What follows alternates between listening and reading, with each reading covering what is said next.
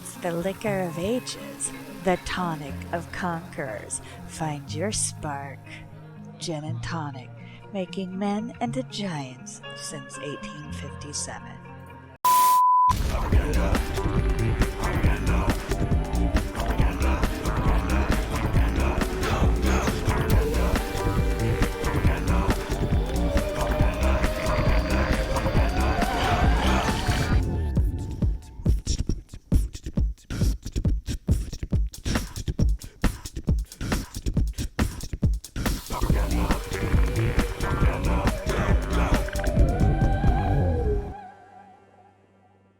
Ooh-wee. Okay, I've been playing this deck like crazy, and I'm just going to keep playing it. I played it about 2 or 3 weeks back, and been having a lot of success with it, running into a lot of people that requested it still, which is usually something I don't do. I made a few little tweaks and stuff, but I call this Krarked because the metagame right now, as I explained the last time, is just all about Storm and creatures. And why? Well, we've got 4 of these main. We've got all of our other stuff is kind of protected from it or can grant it, and then we put Steel of the Godhead on any of our heavy hitters to make it unblockable for the most part and gain a lot of life.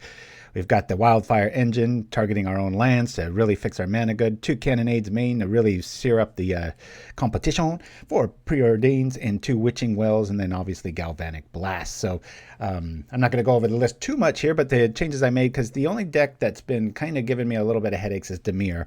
And so I've always had a COP black and blue in the sideboard, but I've added 2 Acolytes. Can kind of be counterproductive with the Cannonade, but, you know, Bodyguard's there for a reason, and those scenarios don't come up all that often. So 2 Strands, excuse me, added 1 Guardian to the main and 1 Guardian to the side, because that's very good against Dimir too, unless they're running a very heavy Edict package, which most aren't these days. 3 Dispels, 2 Shenanigans, and 2 Relics. Okay, chat. Sorry about all that. Hello, everybody. Thank you for joining me. Paladin 19, Little Fight, Cooper the Red. Plaid Magic? Was that what we decided on last time? Little Fight, Shiraz, and Nim Chimpskey. All right. So what was I going to say? Oh, next week on the 31st, we're going to be doing an event via Ralph Levy is sponsoring. It's like some No Kid Hunger campaign. You donate or not, it's but everything donated goes to, you know, feed the kids. And they reached out to me, and I was like, well, sure, why wouldn't I say yes to that? So just same time, same place. You guys don't have to do anything different, just so you know. That's coming up. And yeah, all right, let's go see how this dude does, because I've just been, I think next week I might play Simic Fog, Spell Slams list with pieces of the puzzle instead of the what do you call Fall from Favor that was there for a while. So yeah, Cooper the Red, I couldn't agree more. I love the Circle of Protections from the Tempest cycle. They are just the bomb. Every time we know that the software, if it's not going to listen to me, that means our match is about to start. Our mana is perfect. I don't really have any heavy hitters, but we'll keep this. We're all about kind of the setup here, so let's see how we do. There's another reason I wanted to roll this one back. I have changed a few things, but I played we did lose to Storm, and then if my memory serves, we lost to White Weenie, and Soul Sisters, and I could have beaten it like 3 times over. There were like 2 misplays, gargantuan misplays, and I never come so close to trying to delete a video. I was like, I gotta just put it out there and be truthful. One was I had a bodyguard I could have just sacked and went for the win at one point, and then the math was getting crunched in my head, and there were too many orders and I had 2 minutes left, and so I was just kind of a little frazzled, which happens to me when the clock turns red. So I think it's kind of a human trait, right? All right, here we go. I sure wish Red had a good efficient way of making things lose. What do you call? I'm going to go with White here because we've got an early Outlander if we see a mountain hit. But what was I going to say? Losing my train of thought. What is going on here? All right. And the Olympics is on. Been watching some, what is this? A wall of mist. That's stranger than strange fiction. I'm not quite sure what this is. You know what? Since there's a wall and we don't really have a combo out, I'm just going to build here. Target our dude. We'll go get a plane since we've got everything else pretty much in spades.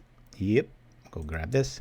Get our mana out front. Make sure we're all clicked up. Yep. All right. You said, I hope Red gets Oh yeah, thank you, Nim Chimpskey. Yes, I hope red has an efficient way of making things lose flying, because then Krark-Clan Shaman would just be nuts. Like some cool organic, not like some standalone, or maybe a cantrip or something like that. That'd be really cool.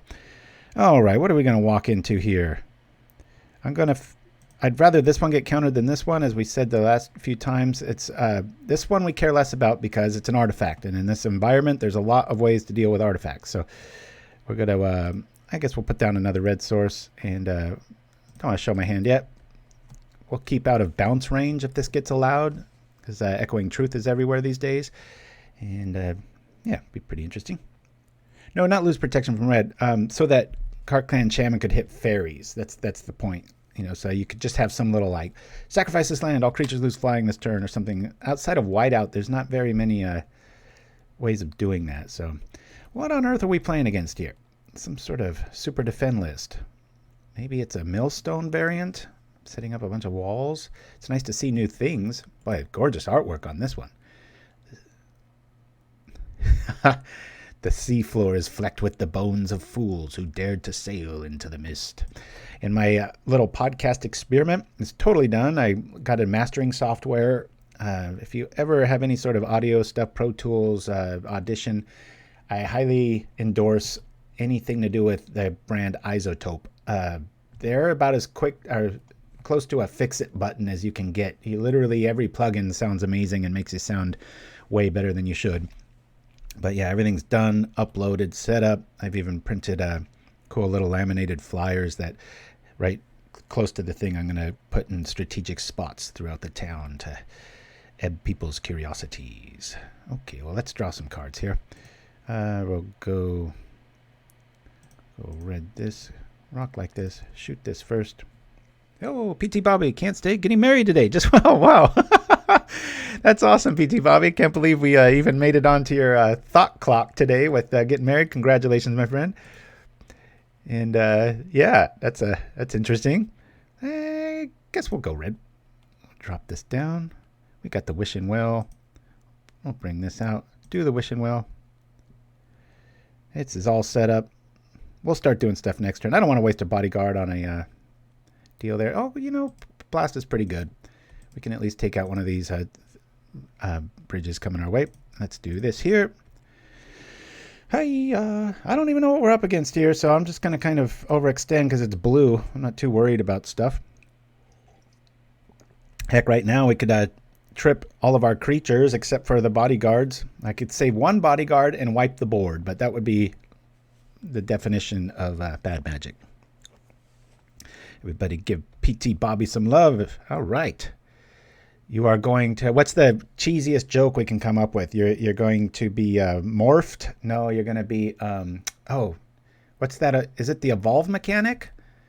No. What's the one where it stacks on you know, where it stacks up on things? Hey, we saw a counterspell. Okay. Bind. Oh, yeah, soul bond. Hey, good ones, guys. Yeah. Hey, let me do the plan. You guys come up with the ideas. Yeah, who can come up with the quickest cheesy joke for Bobby getting married today? So soul bond is probably the front runner. Are there any cards that just have the word married in them? I've got this.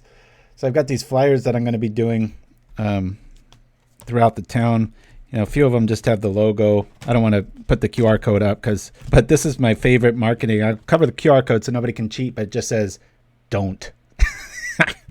I can't wait for that one. Just somebody to come upon that, like in a coffee shop or something, and be like, what the hell?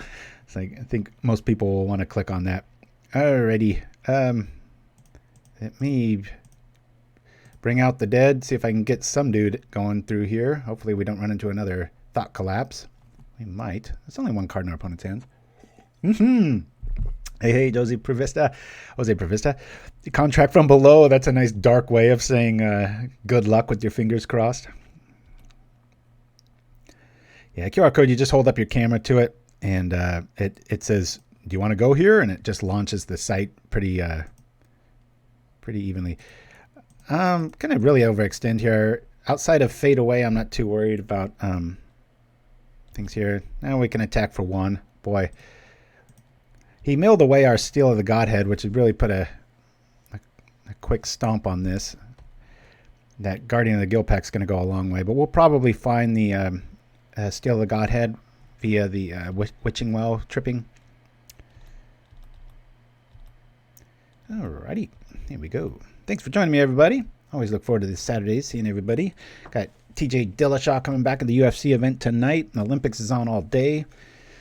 I've got one gripe about the Olympics. I really like men's volleyball. I just saw USA beat France horribly. I mean, they looked very dominant. But what's up with the constant, and it bugged my wife too, the constant camaraderie and just patting each other on the back after every single point. There was one where they hit it out of bounds and the other team just celebrated like they just won the lottery. I was like, guys, every point?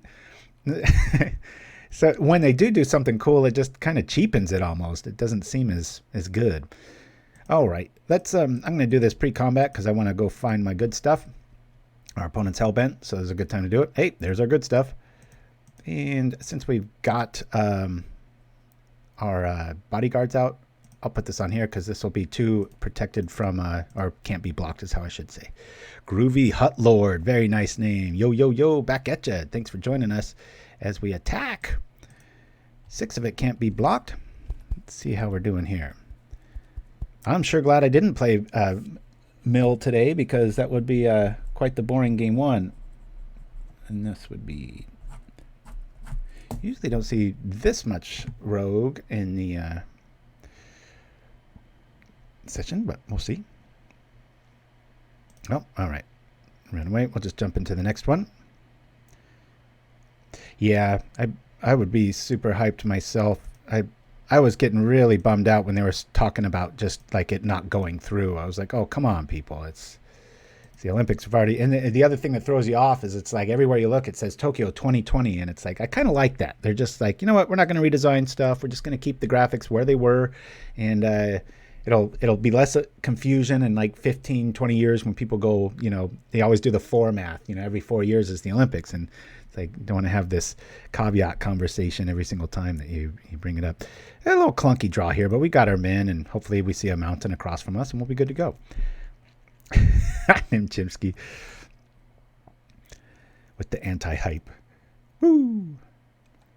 All right, looks like Affinity. Might not be. Maybe they're on what we're playing. With the hand like this, I'll lead off with the Rustvale Bridge. Favoring our quick knight, because usually when people play red, they go all in. And I had 3 opponents this week ask about this list, wanted to have it, and I said, I'll probably play it on Saturday, so that's why I'm playing it. So hopefully we got some new blood in the chat, and you want to see what's down with that. All right, white, blue. Again, we'll favor the knight when we know it's going to hit. They might be playing white, land destruction. They're probably sitting on a Galvanic Blaster 3, as I hope we are soon. Sorry for my congestion there. Yeah. So yeah, I did a bunch of audio mastering, got everything pretty much set in stone. And I have an interview tomorrow with a podcast. Keep forgetting it. I think it's Cool Stuff Podcast. Looks to be about an hour of Q&A, but I'll have a link for that once it goes live. They're going to mix it and do it all proper and stuff, but it's me interview tomorrow night. Kind of a nice, busy few weeks here. Nice for a change. And news from Lorraine Sushi, also known as Rebecca. She did get her playmat. She loves it, but because she says she has, quote, COVID hair, she doesn't want to be caught dead sending in a picture until she's able to get a good haircut. So I guess more on that as it develops. So we'll be getting a nice picture with a female holding one of our cool playmats, and that'll be cool. Got a lot of red across from us. We're feeling pretty protected. This guy's like, what the hell?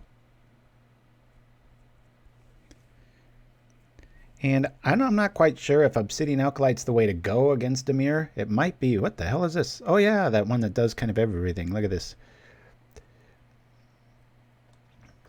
Choose one. So he can choose to gain life, destroy an enchantment, or exile a card from a graveyard. It's not going to do too much here. It's going to be a good blocker, though. Yeah. Better watch out in case I do get my combo and he starts blinking that. I wonder if Ephemerate's in his list there. It's nice that this isn't just a typical affinity list. All right, let's see what we can see. Boy, I love me some Preordain. That's probably my favorite blue spell. Okay, we got enough of these guys. We got enough lands. Give me something else, please. Boy, it just really wants to shove these down our throat, doesn't it? We've got plenty of white, got plenty of that. We might as well just keep going. Oopsie. All in on this. Boop, boop. Let's get our mana right. Boink. Ah. Attack. I can see it now. My opponent's hand. 3 Galvanic Blasts.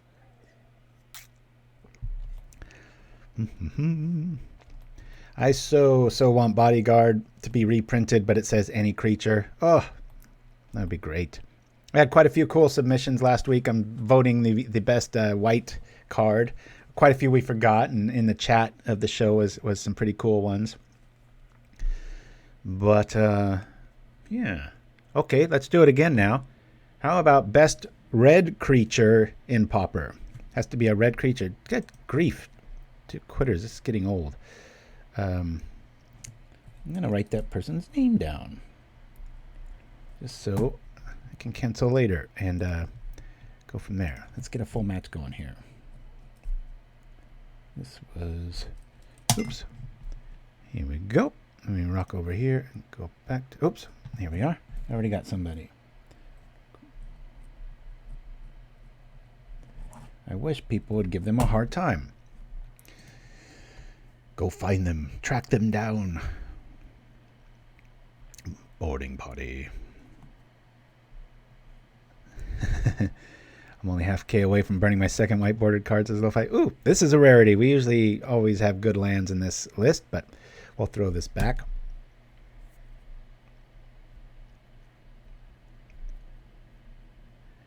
Alright, our opponent's taking 30 seconds to decide to keep or not. We're going to mulligan this. Alright, we'll keep.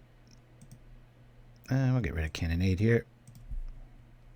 Not sure what we're playing against. Might not be needed. Goblin Gardener, always going to get Shirazaman's list of champions.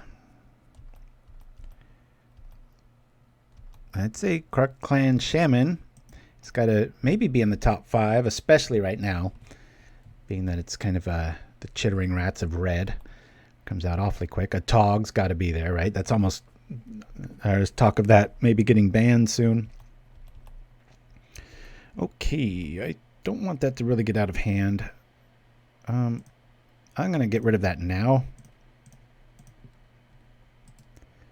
And next turn we'll just either double Preordain, set up our mana, and then hopefully we can set up Steal the Godhead and go for it. Of course, I'm a little worried seeing an Ardent Recruit. It might mean that they're leaning on Journey to Nowhere over Galvanic Blast, which is very smart, I think. Not going all in on one color. Oh, what is this? Brute Squad?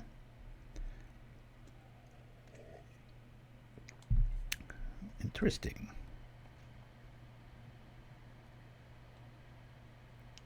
I don't think we have to worry about red at all, which is bad news for us since we have so much protection from red. We're definitely losing the advantage war, that's for sure. Tempo definitely on our opponent's end.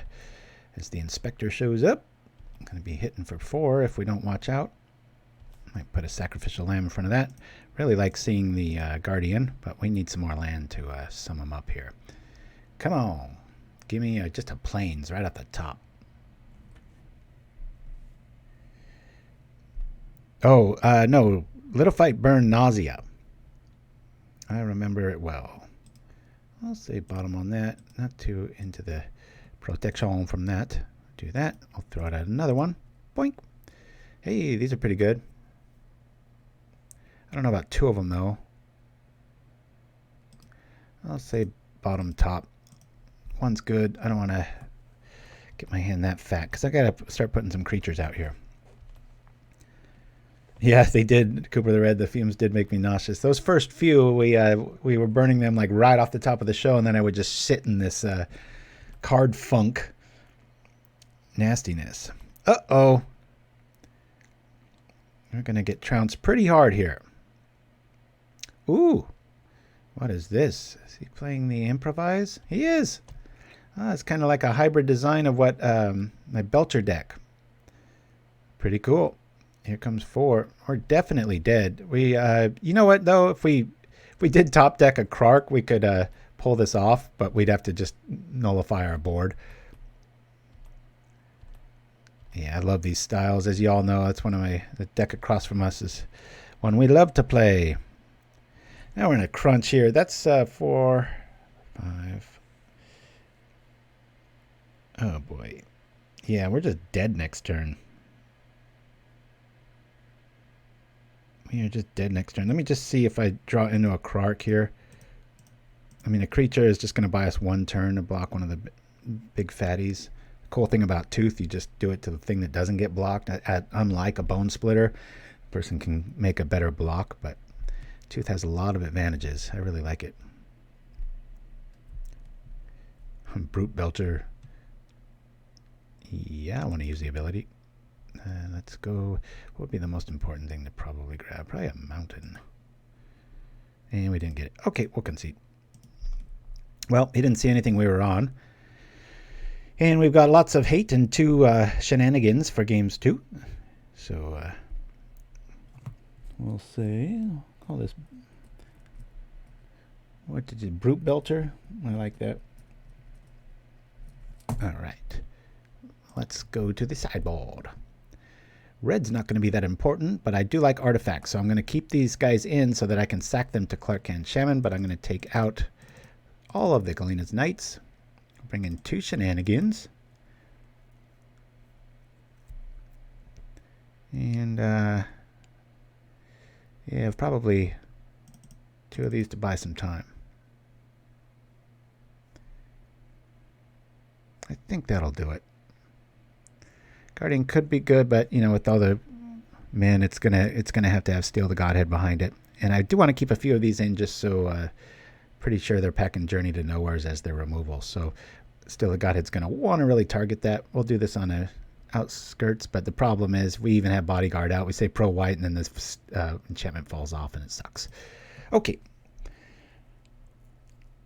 do like the Cannonade staying main. Combination of that sometimes in Shaman can wipe the board.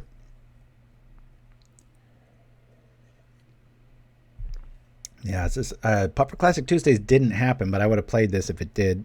I think I've been on a run of about 8 top 8s in a row now with something similar to this.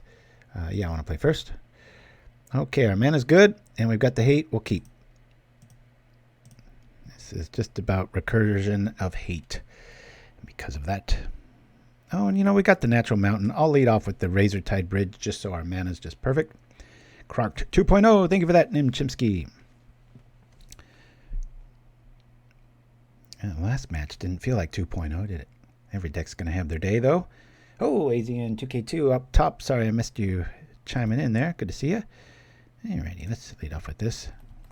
Make him not fear any sort of artifact shenanigans. The problem with shenanigans sometimes in just the tournament rooms is sometimes it's a first turn concession. They're just like, I'm not going to, can't see their hand. You don't know. Might be warranted, but after the quitting start we've got today. It seems to be divided, though, with going back to that podcast flyer. I've got some that are on the nose and some that are very obvious, but the one that says don't seems to be a male thing. Every guy I ask, they all say, yeah, I'd totally click on that. And again, we're saving this for the creatures, not really anything else. Okay, well, I like this. I'll just hide our hand a little bit here. But like my wife was like, I wouldn't click on that. It seems kind of nefarious, or like maybe there's something lurking. And I go, really? After you see it 3 or 4 times, or one just nag at you? Like, what is that? What is it? Oh, D&D AFR Commons says AZN2K2, except for the... Soul Sisters is pretty much it. Didn't that black card that sacrifices, I know that's been seeing quite a bit of play. That's been pretty cool. We'll go grab an island here. All right, we like that. Really like that. Yeah. Yeah, Deadly Dispute. That's a pretty nice card.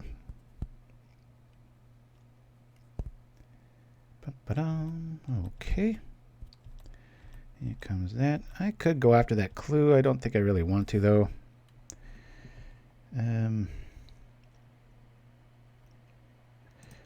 Bring out the bridge. Bring out your dead. I'll bring this dude out. Got 3 artifacts, soon to be 4. If Krark shows up, we can always decimate our board. Man, it has just enough basics that you can kind of recover from your own little Armageddon, as long as it keeps you alive. Our opponent was just too quick last game. Anybody big Olympics fans? What you looking forward to? Gymnastics is always it for me, being an ex-gymnast. I know there's some men's competition tonight, and there's a chance, I know 2 of them, for the men's Olympics team. I haven't looked too into who made the team, but at least, if not, it's definitely the next year, because my son was a nationally ranked gymnast up until he was about 12 and had Olympic aspirations, but it's got quite a high burnout rate. Those kids, it's no joke how many hours they spend in the gym every day, and you add to that school and other obligations, and before you know it, these competitions aren't cheap. We probably could have bought another house if we had not put him in gymnastics. Oh yeah, the climbing. That sounds really cool, how they go up the wall as fast as possible. I like that. Given that we don't really need protection from stuff, and they're the more aggressive deck, I'm going to block here. Pop. Let's keep the volume down. And I do believe I will do this here. We'll bring out another sacrificial lamb.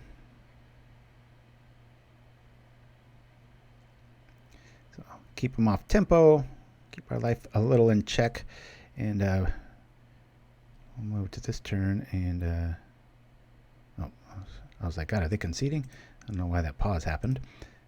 All right, we'll bring in another dude here.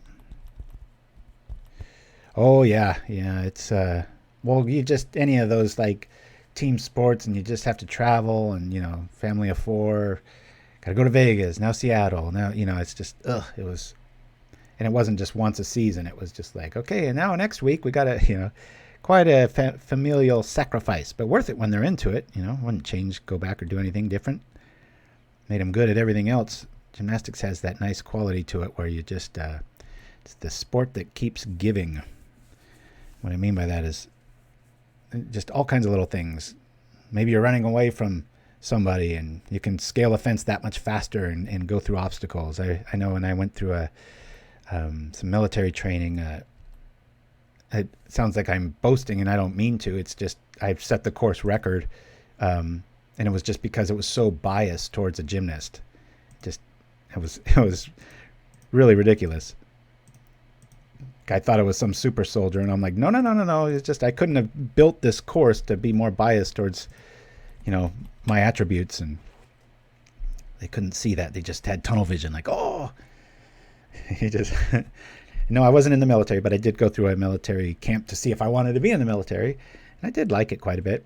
There's something to it I like. I was tricked into it, though. Told it was some sort of workout camp my junior year. It's called the Devil Pups out of Camp Pendleton in the San Diego region. So you train right on base with all the Marines and get yelled at and wake up at 4 with fire hoses and all that good stuff. Fun memories. But in the end, I found out it was mostly a program for like troubled youth or kids that were kind of going on the edge and needed to get scared straight and stuff.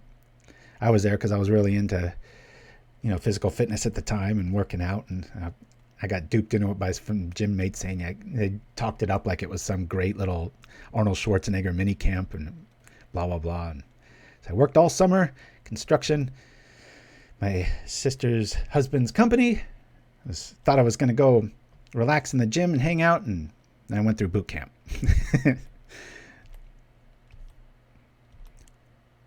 Long story longer. Sorry about that.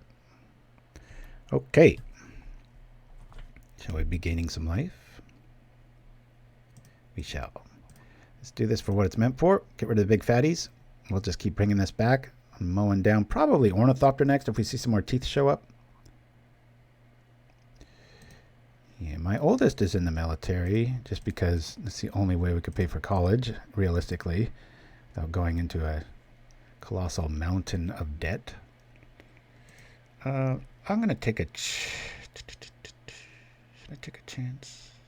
I'm going to take a chance on this. I know. Yeah. That extra life. Let's see if he's got a journey. We can at least save one dude here. Gain our life back. Got to keep the Guardian back on defense. Be nice if we draw another one, but I'm all into the Shenanigans plan here. We're just going to start mowing down anything that is brown, meaning I should say silver anymore. But that's my favorite card of all time, Dreamer Stingo. I like those small little flakes of your life. Yeah, you're bound to see them or hear about them because I've got 2 or 3 hours to fill, and it's only me sitting in my room all by my lonesome. So my gift of gab only has so much fuel. So I've got to go back in time much too often. If anybody is curious about that totally not magic-related podcast that I'm doing, it's called The Gundo Ghost. And I've made a YouTube page. And so if you want to, there's just a few little videos up right now. Nothing serious. Like I said, nothing hits till October. I'm just glad it's all in the can. And I've listened to each one so many times. Ooh, what a nice little trap this is, right? Am I supposed to fall for that? No, I say. Careful of that frogmite. It can take down your Guardian. That's there to keep that recruit back and keep gaining life. Good news, they've thought casted and didn't draw their journey if they're playing one. This is an awfully aggro list. They might not even be in possession of one.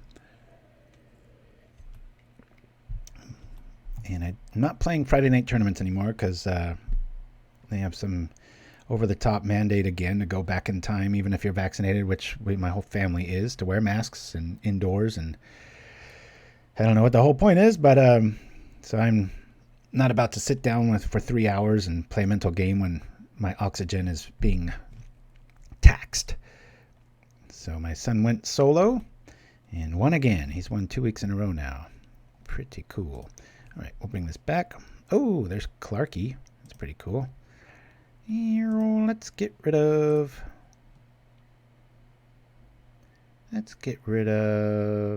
the Thopter.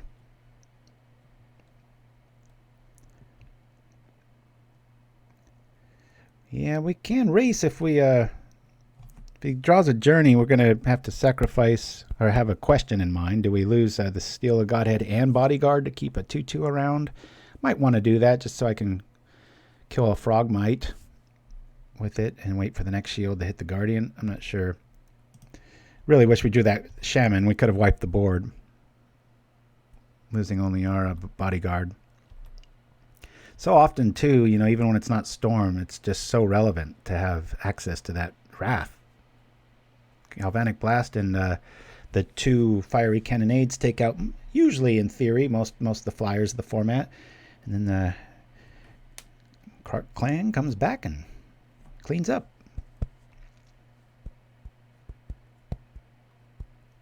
Okay. Just for tempo's sake, what I'm going to do here is do a double block. I don't want things getting too out of control. We are going to be taking quite a bit though. Got to see Little Fight playing some D&D. That was a lot of fun.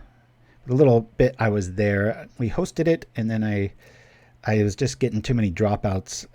I don't believe it was on my end, but it might have been. And I had to cook dinner and a bunch of other stuff, so yeah. Hey, Little Fight, I think you have the same studio monitors as I do.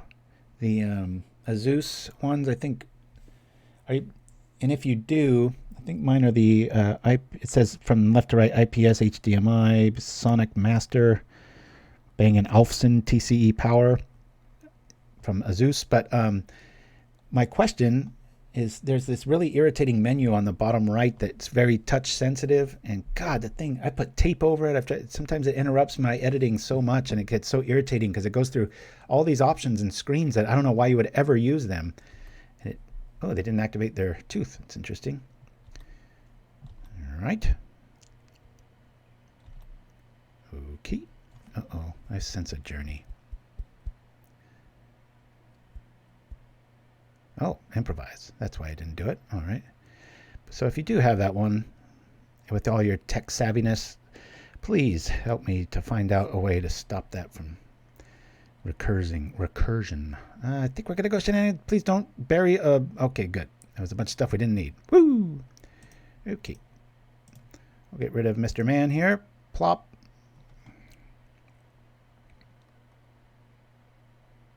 Oh, I might give it a go. Yeah, I'm really getting close to...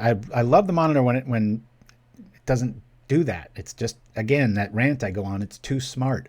There's all these options, and it's like, I don't even know what you would use those for. It's just this irritating menu screen, and it's like you plug it in and you go. I want there to be a dumb brand of stuff. Like I turned on my TV this morning, and it brought up there are 3, I think maybe even 4 ways to watch Netflix on our TV between the apps, Apple TV, the TV's smart feature, which sees 2 other features, and it just starts off in this just messy, it's awful. Well, I can go for the win here if I just smash. I'll go for the win next turn. I'll probably keep back a Artifact Man. Plus, we could always top deck if he holds back a Artifact Man, we can just Shenanigans on upkeep. And if not, we might top deck either Krark or a Galvanic Blast. Let's not forget that we haven't seen any of those yet. Yeah, I'm going to pay real close attention the next time I get a monitor and just keep it simple, man. There's a saying in a lot of industries, especially in editing and production or TV production, film, whatever, and it goes by KISS, K-I-S-S, which stands for Keep It Simple, Stupid. And I've always loved that. And I sure wish engineers would just kind of focus on that a little more often. It's just maddening sometimes. All right. Did we even bring in anything against this? Oh, yeah, we did. Yeah, we brought in the Shenanigans. We lost the fire and we got Prismatic Strands to... Even though Prismatic's not all that great against brown dudes, we do have some pretty... If Guardian doesn't show up, the white men can get pretty scary there, so... Yeah, me too, Dreamer Stango. Those dedicated things, you slip up and you have to just turn the whole TV on and off again, and it saves time versus trying to correct some sub-menu that's conflicting with this other menu. And ugh. Yeah, just Occam's razor sort of thing, right? Alrighty, our mana's good because of Cleansing Wildfire. I'm telling you, this card in this deck is just so good. We'll keep this... if he has an explosive start, this is a losing hand. Just because we just want to see him kind of stall out for the first 2 turns. Keep it stupidly simple. That's pretty good. I like it. Yeah, we don't have really any hate, except our mana was right. We got Preordain. Yeah, can see straight. Nice to hear from you. I was on a robotics item for a while, and the kiss message was repeated often. Nice. Hey, thank you for that, Captain Vlad Tepes with the sub. 6 months. Holy cow. Thank you, my friend. Vastly appreciated. All right, we're going to see a white dude drop down. Nope. It's a flyer. It might even be more lethal. Ah. Is he going to equip? Nope. Uh-oh. Is this the belching turn? Looks to be. Nope. I'm always torn on that. Okay, well, we've got an answer there. I'm always torn on that improvise guy. It's just one of those cards I go back and forth on. Sometimes I like seeing it, and other times I'm like, eh. Yes. Let's go grab our planes. Hey, he showed up, but we're mana screwed, and we've only got 1 artifact, and we've really only got 1 target, so... But it's nice to have for later. We can always sacrifice the Outlander.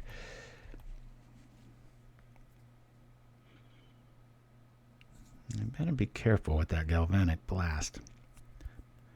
Depending on how many teeth show up, I'm probably going to have to lean on it, taking down Ornithopter over the Frogmite.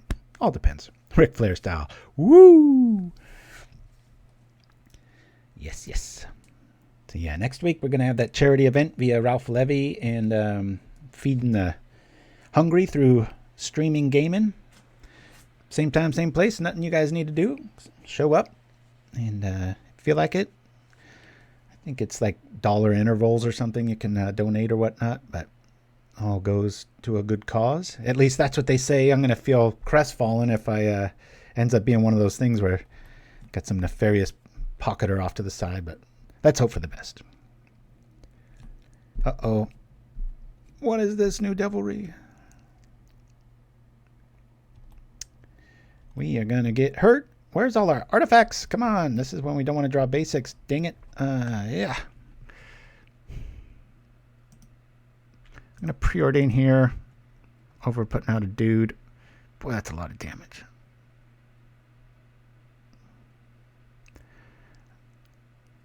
I really, really, really need artifacts.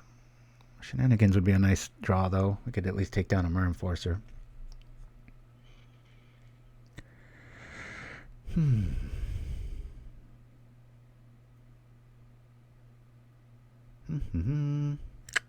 Don't need it, don't need it.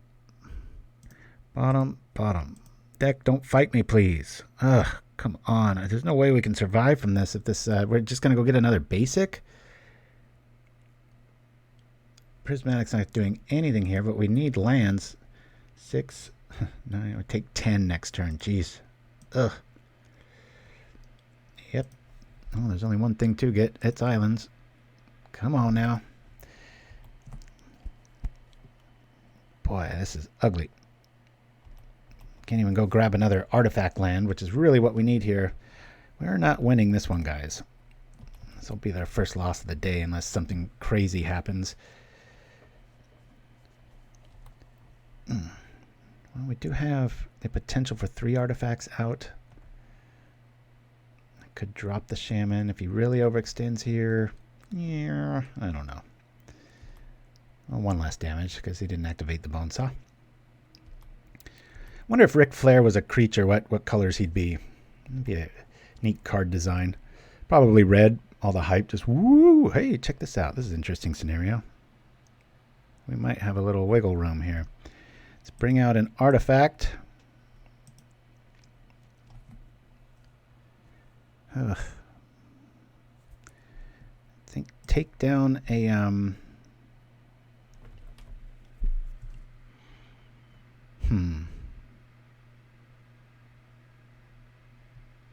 If I play the Shaman, yeah, I'll block here and then I'll sack 2.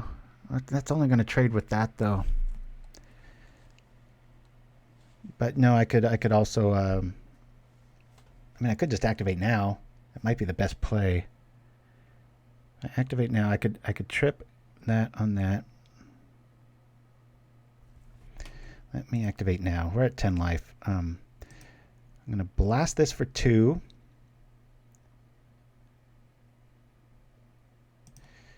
No. I could just do that on the attack. I can at least block.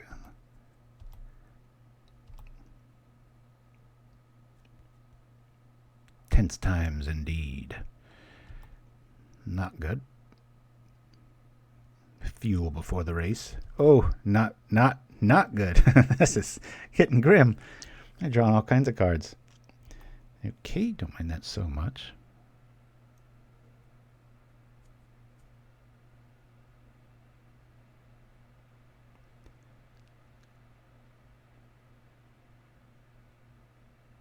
Good news, we haven't seen any red, so I don't really have to worry about a blast to the face. Where's that other saw going?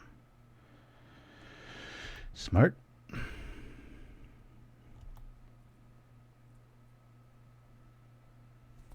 Okay.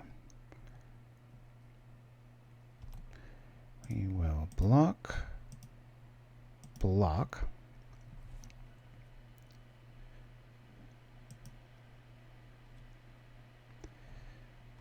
Let's throw this here. Those will trade. I could pop for 2 here, but we're only going to get that out of the deal. So I'm just going to... Hey, we've got the Cannonade. Don't really have the artifacts to warrant that going down.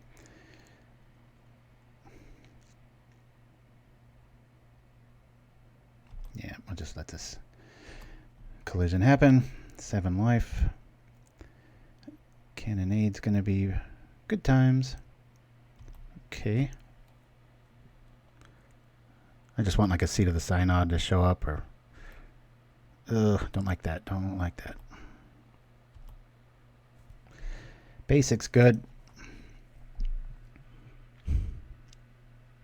Where are our artifacts? If I do this... I've got options in the Cannonade. My guy lives... Oh, this is going to be close. I was hoping to do a blast move there, but... Ooh, this is tense. I can always call white, but then my guy doesn't really do much.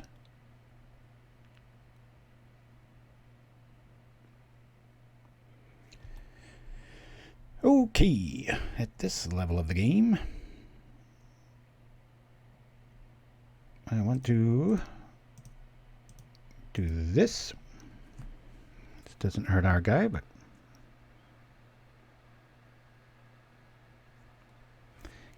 keeps us in the running. We'll block here, and we'll prevent here. Oh, I can't do that if I... Do I take 3 or do I kill the thing? I'd rather kill the thing. Cancel. We'll save that for another turn. If I say white doesn't do damage, then this trade doesn't happen. That's why I had to rethink that. We're at 4. We haven't seen any red in their opponent's board, so I think we're all right. Cannonade might have slowed his roll a little bit. Is he loading up the bone split? Oh, no, here comes the improvised guy.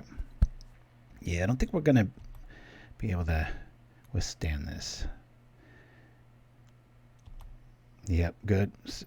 Really divvying up his damage there, so maximum carnage will get through. And in this scenario, I probably want to block Frogmite, say no white, but again, you know, that's kind of counterintuitive for what it ends up doing. Okay, well, we'll lead off with our dude. We've got life next turn, if our dude lives. As we only have... our Galvanic Blast is doing a whole lot of nothing.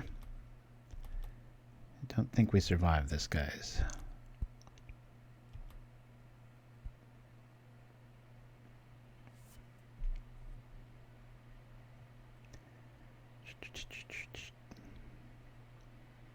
Hey, Lorraine Sushi, we were just talking about you. I told him the story of your COVID hair, and that picture will be incoming, but yeah, that you did like the mat. So, okay, not too worried over here. Of course I am. Desperation time. We're just trying to stay alive here. So we'll shoot here. Bonk. We will...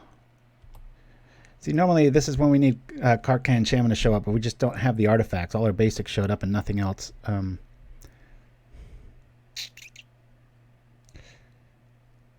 guess I'm going to go here. I'll just call no white. Boink. I'll say white. Not that we can do much damage. Yep. Our guy lives. We can at least put on a shield. Ugh, there's another one.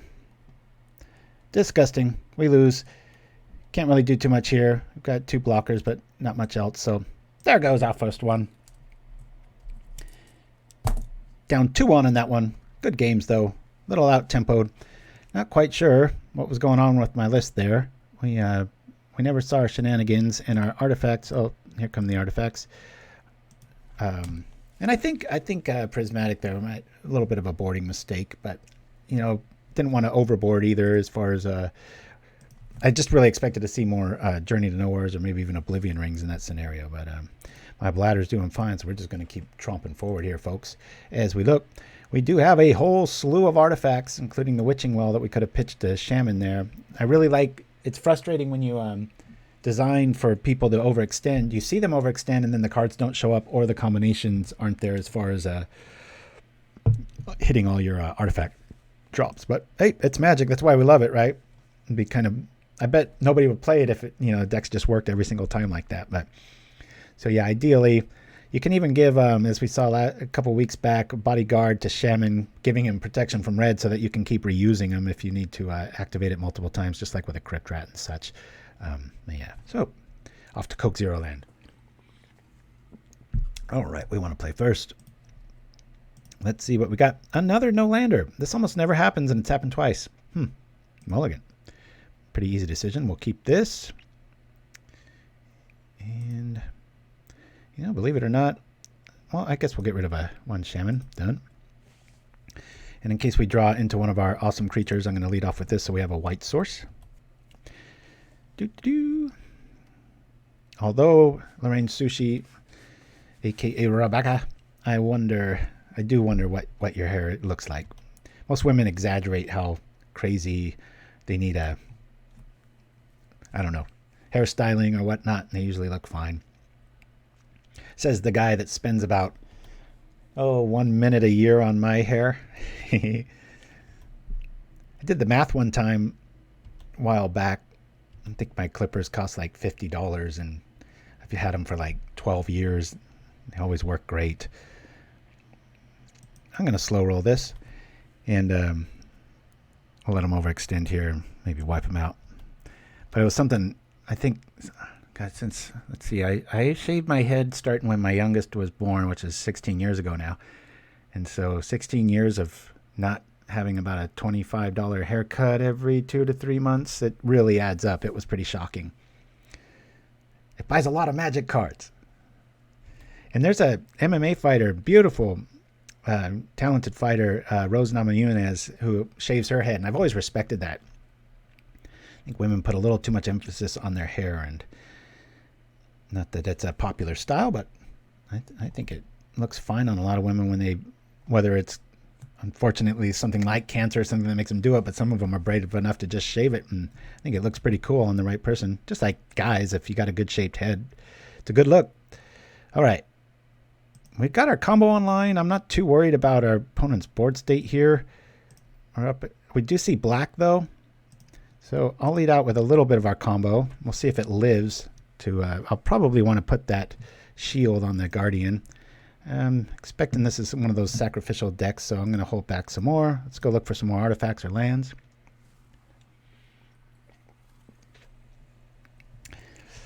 Oh my God, you have a ponytail. Crazy. Well, let's see. Bottom top. Artifacts are good. As we post through here. I had long hair once. Grew it out when I was about 17, 18. Got down to about my shoulder length and had enough. Couldn't get over how tangly it got. If I ever had the car windows down or something, and it just felt like pulling ropes.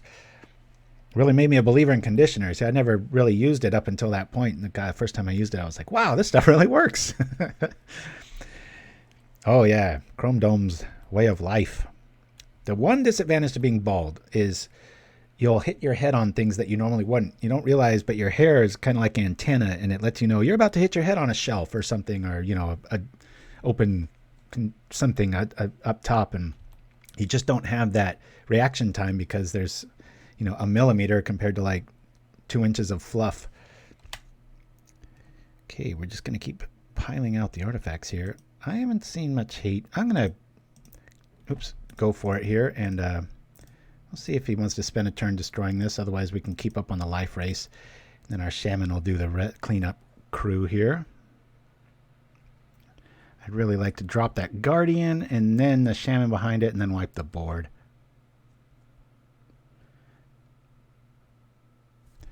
As we attack. True Dreamer Stingo. That's very accurate. Now, whenever I put up the dishes, you know, I got these overhead bins like most people do, and sometimes I'll leave one open and bam, just like, God dang it. Just not even Bruce Lee could react that fast. There's just no reaction time. That and sunlight, you got to wear a hat a lot of times. We just played pickleball for like 4 hours the other day, the whole family, and went out, and man, oh man.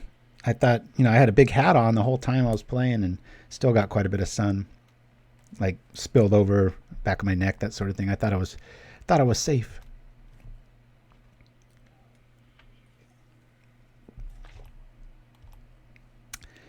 As he comes in for 2. I'm not quite sure. We haven't seen any black removal. I'm not sure what the black's there for. It's probably some sacrificial mechanic.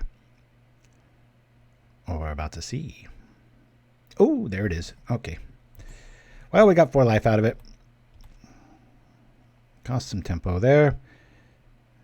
Let's put this out here. We'll lead off with this. Kind of a... I'm just testing the waters on what our opponent's on. If I see an Edict, I'm going to scream, but could happen. It's not out of the realm of possibilities. It's just in this metagame right now, I think Edict's kind of a bad call. And I'm not saying that in a bias favor of this deck, which kind of leans heavy on going tall, but I just think with all the tokens around and the multiple everythings, whether it's Soul Sisters or Affinity or especially Squirrel tokens. Yeah, we're seeing some nice variety here. What's going on? Okay.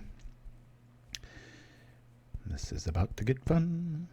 1, 2, 3, 4, 5. I can Krark. I can just wipe the board. I don't know if I want to do that. How crazy this will get. Let's Preordain.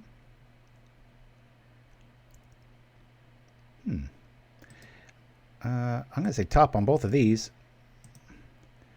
I'm going to wait on that Krark plan as we target our own land here. And we'll go get another basic, and that'll make our decision a lot better. Yep. Given that we've got that, I know we were just going to draw that, but I'll just fast forward a turn and do it now. Hey, why not? I'll just do it again. Now we can Krark next time, no problem, because we've got enough, every one of our lands down. Our deck can at least function here. Drop this out, and especially now that we're going to be able to do that, I think this is better on defense right now.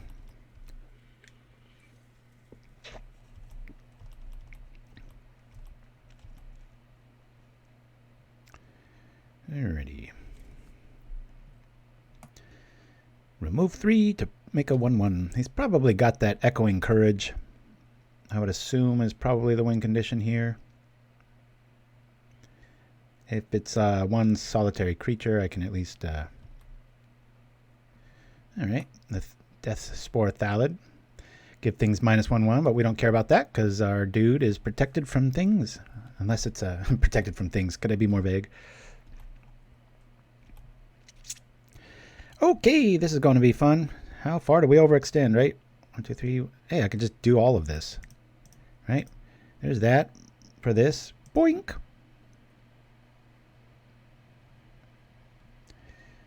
We'll do this, this, and this for this. Yep, yep, yep. We'll probably get a concession here. Let's attack first. Nice to know we're out of Edict range.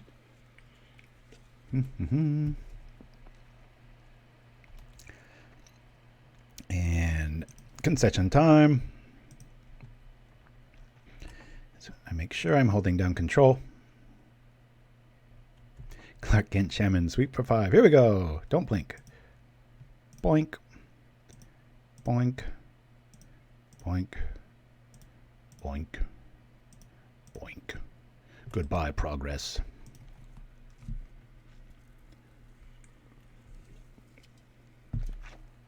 Watch, he has that regenerate all creatures you control.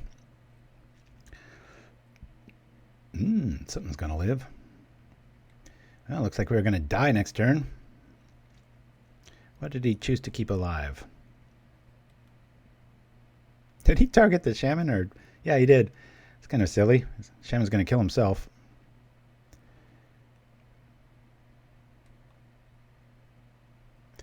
Thank goodness that's only till the end of turn. Bonk. 1 card. 5 a turn. I feel pretty good here. Be nice if we just topped that Cannonade. Got quite the patriotic mana in front of us. Hey, alright. There's some more building. I think it's better to attack at this stage.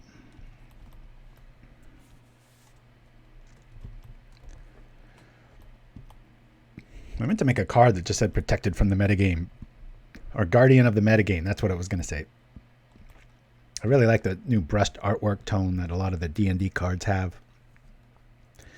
Was it the Showstopper, the Rakdos creature? That's always a fun draft.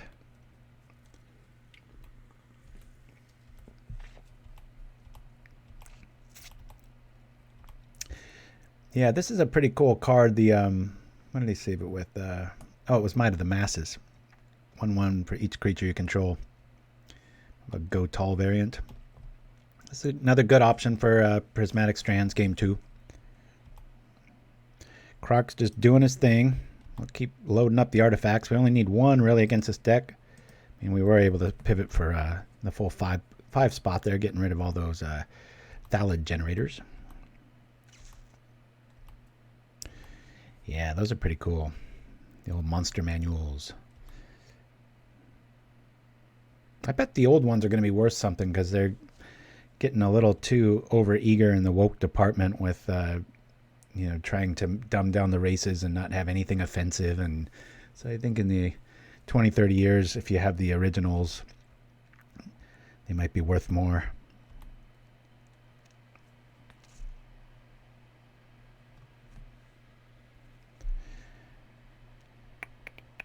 Uh-oh, Sprout Swarm. Gonna be scary. This can get out of control quick. I'm gonna keep that in hand just for mystery's sake. Where's our Witching Wells? And actually, I'm not.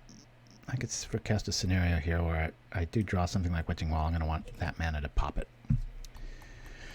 No curiosity here. We're just slowly gaining life. Cast Down and Death Spore Thallid. That's a pretty good little tech, being able to just mow things down with sacking saplings and such. Okay, they're getting a little scary on the sapling front. A couple more and I'll start keeping a Guardian back. Diminishing returns at this point. Very much so now. They're getting in within kill swing here. Come on, let me just top deck another Shaman. We only have 4 of them. They make a Thallid a turn. We can maybe kill one if we keep a Guardian back or draw anything other than lands. We've top decked 3 artifact lands in a row here, so our deck outside of gaining some life is not doing us many favors. Okay, we'll keep that in hand and we'll attack. Here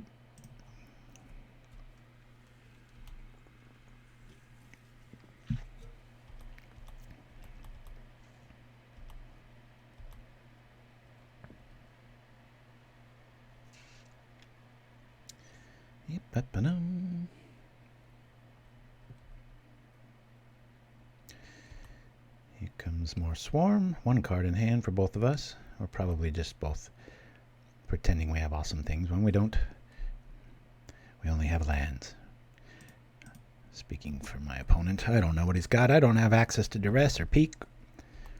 Peak. There's a good card. I like that card.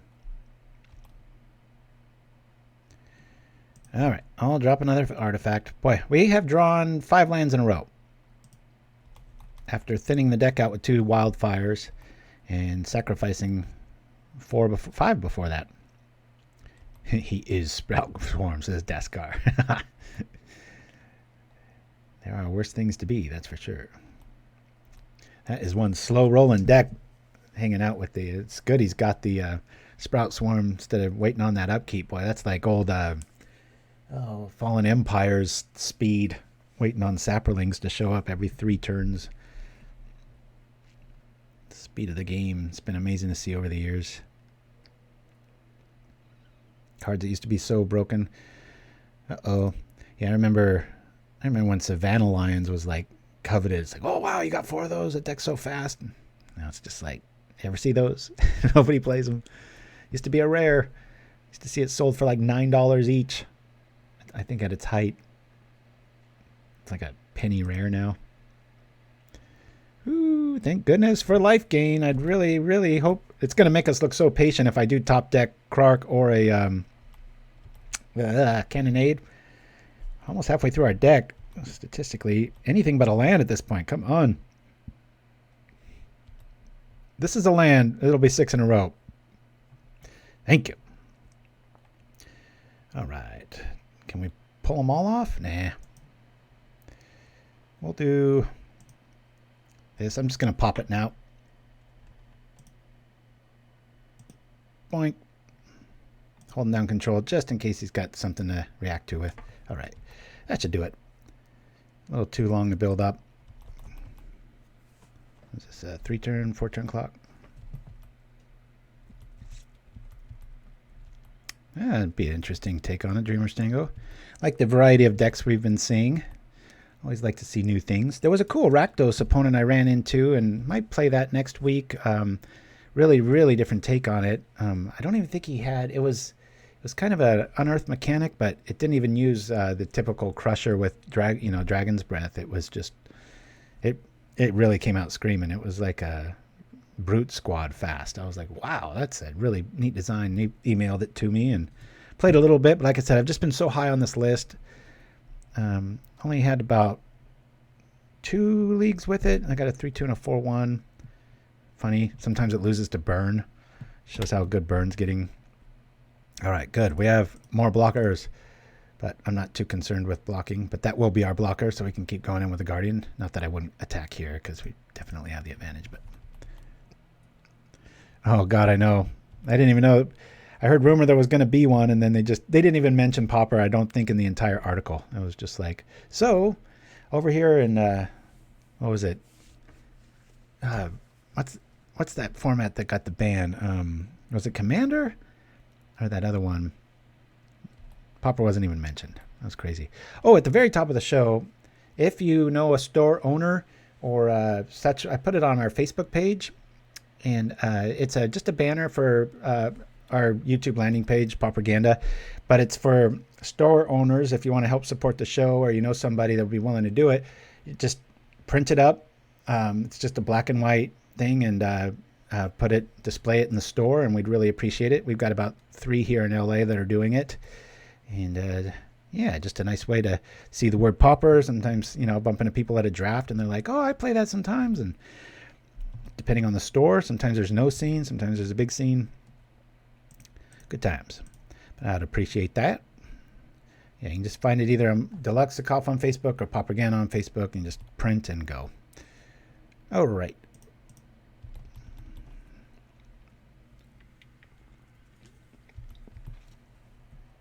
Well, unless they're hiding a bunch of fogs that we haven't seen, I think we might be able to pull this off. Our opponent got upwards of, I think it was around 30 plus life, in the high 30s. All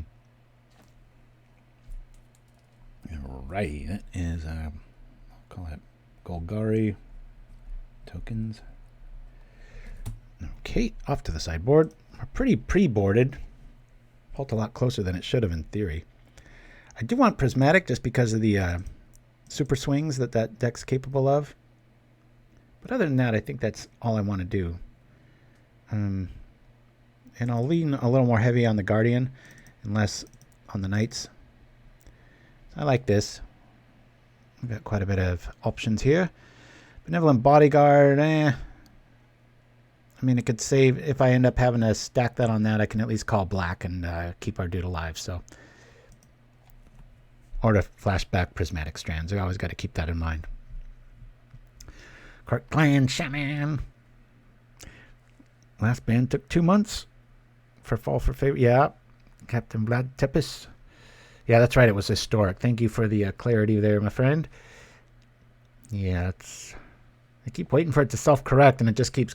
The decks keep getting 1% better, and Alex Ullman wrote a really good article on just kind of the unhealthiness of it right now in the tournament field. You don't see too many squirrels in the tournament room. I think people just get hated out and they just auto quit or something, which gives you a false sense, because I build for that, and then we sometimes play a little bit too much rogue, but great for the show. I really like seeing new ideas, but make no mistake, these are kind of most of my brews are meant for like league play. That's why I lean so heavily on something like For Shaman's Main, because I mean, name and deck it's not good against. Even Delver, they rely on ninjas to really do the heavy lifting, and you can survive the 1/1s all day long. It's the ninjas that'll get you. Okay, we like what we see. We'll keep. We'll bring this down. Probably going to see a lot of hate here. Yep,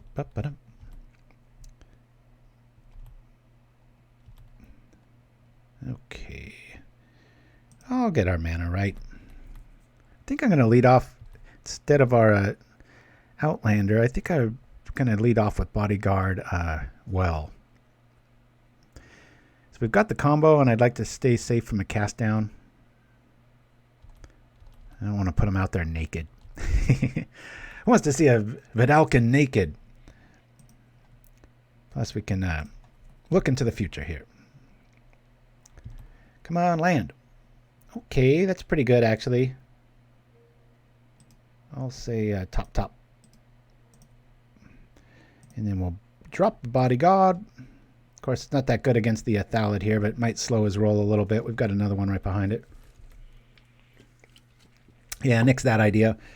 Bodyguard's just going to be a sacrificial lamb at this point. I got to lean on Guardian because the Deathsport Thallid's already out, and that will just mow down our Outlander. It's not like the Steel of the Godhead gives him, what do you call, hexproof or anything like that. So I'll just run at him with this Bodyguard here. I mean, I might run into a last second token, whatnot. I'll put the Outlander out there just to eat removal. Maybe it'll slow his roll a little bit, but he's playing tokens and we're down on time. Somebody's talking too much. Alrighty, let's bring our dude out. Careful not to yield through the protection of the Bodyguard there.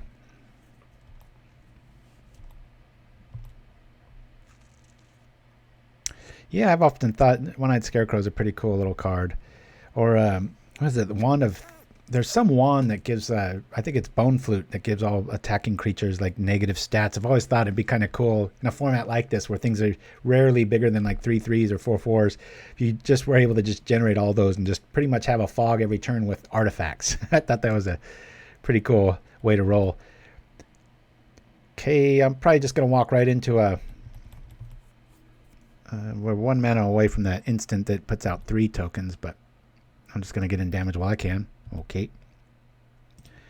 We'll do this to this, go like this, target this, and go get probably a pull. Not quite sure what the right call here is. Probably a Plains. Alright, Shaman showing up. I guess we'll put out another dude.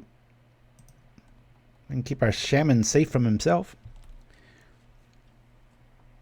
Might Stone is Pauper legal, but Weak Stone is not. Yeah, I've always liked Meek Stone. I think that's what you meant, Meek Stone. I don't know if I know of a card named Weak Stone, but I know there's a Meek Stone.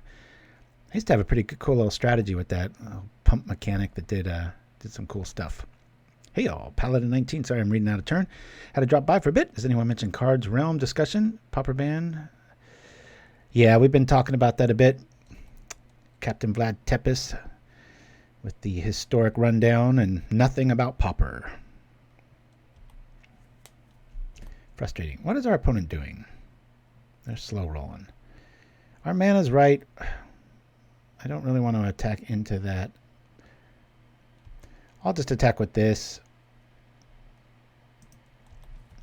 I can make him pro green if he wants to do some trick and use 2 of his men on it.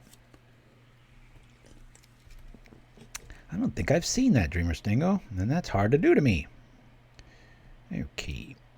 Boop, boop, boop. I'm just going to get our combo online, start gaining some life, and then we can trip the world. Very hesitant. Okay. I don't know if our opponent's slow rolling us or has some master plan to regenerate. What is that?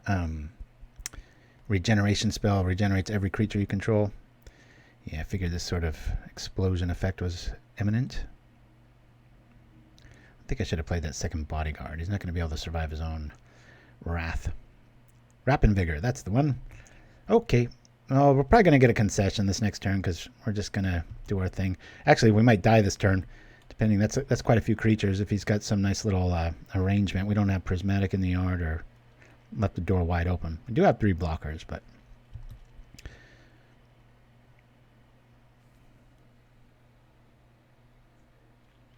And we'll block everything here. I can give these kind of decks a lot of respect. Are we alive? Scatter the Seeds. Pretty cool little card.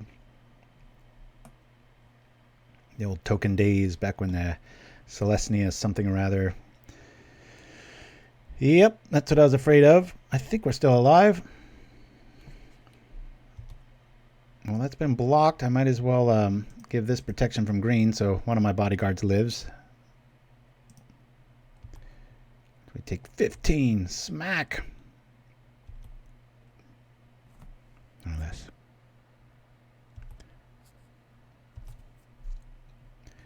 Alrighty.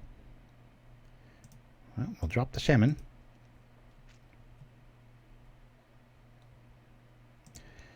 I think we need to gain some life. Yeah, I'll target this dude. We've got bodyguard backup. Not for long, though.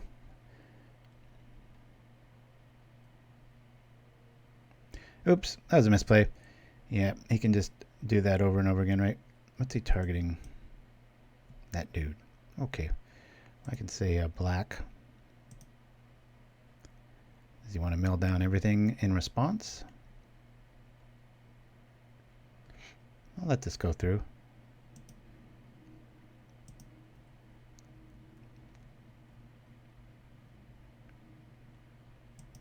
Okay. I think he'd want to target Clarky, but wah wah wah. Misplay of the day. It's always got to be one, right?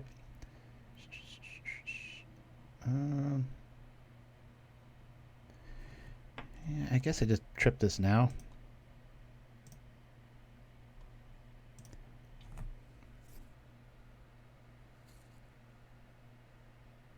Okay.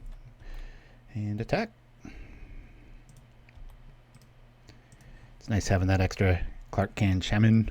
It's the reason I play 4. I always have to see them. Yeah, and I had just said, I knew there was going to be a play like that. There always is when I stream.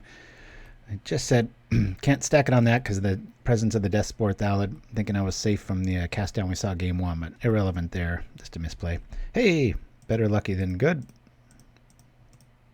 Boink. Start getting some life back.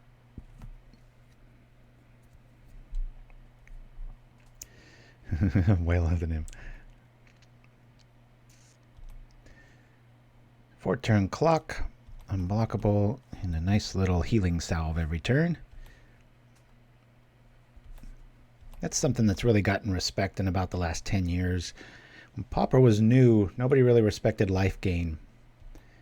There's no way to really counter it.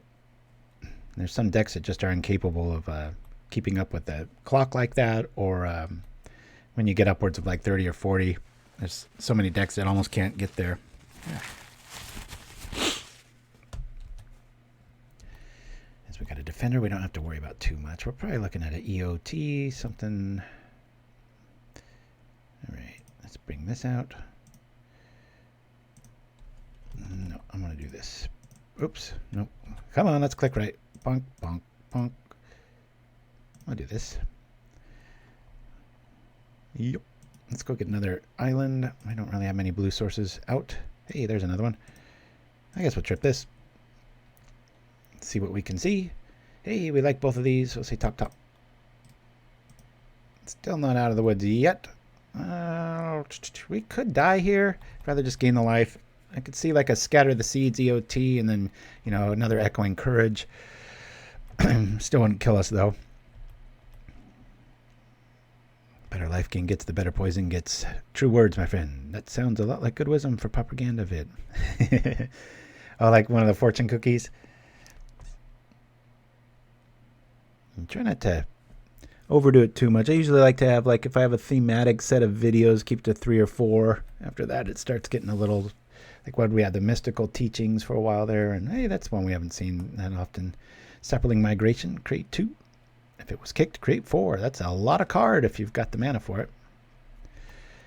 Our opponent's sticking with it. All right. Well, we could do that. And, of course, that would only make it 1 more.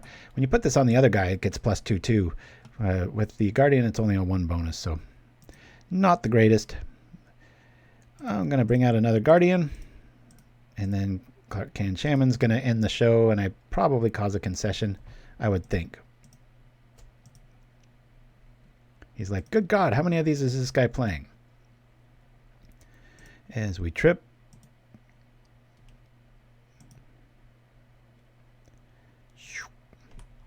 Bye-bye, progress. You're dead next turn.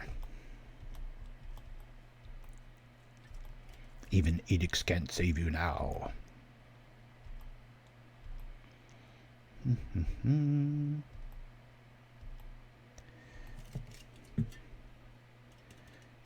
think we got down to what, like 5 or 6 life that game? Or was it 8? I think it was 8.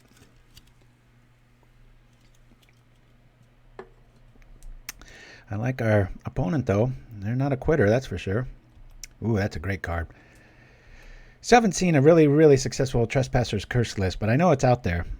People, that's one of the questions I get asked when I do interviews like I'm going to be doing tomorrow night is, what cards should people be trying to brew around that, because everybody always has those complaints. Just like people in America, they'll be like, everything's been invented. And it's like, no, it hasn't. And same thing in Pauper. No matter how stultified the metagame is, there's always something somebody hasn't thought of. Oh, I should have seen that coming. All right. Let me trip this in response.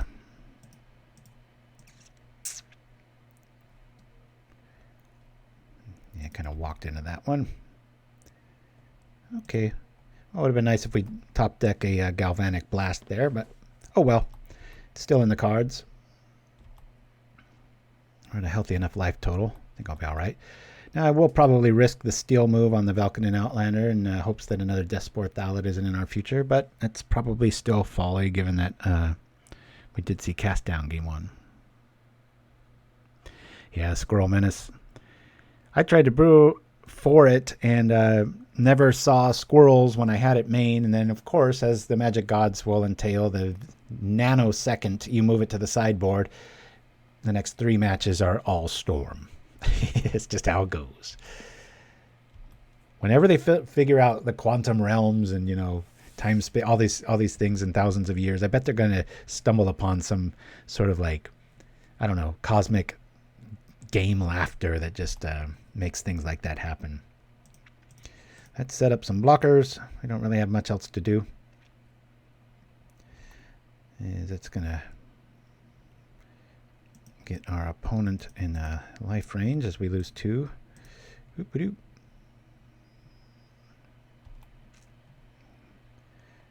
Set up our artifact, kills Sloan, and next turn, hopefully we can. Well, I can't really go for the win. I guess we could with the Galina's Knight, but then we'll be able to keep 2 guys back. That one's that gain life. It might be 15 if he comes at us with the echoing trick. Turns out the Eldritch Gods, as Dreamer Stingo, manipulate the top decks for their amusement. Who would have thought? Well said. All right, I'm blocking. I'm pretty sure there's a courage in our midst. Our dudes might not live.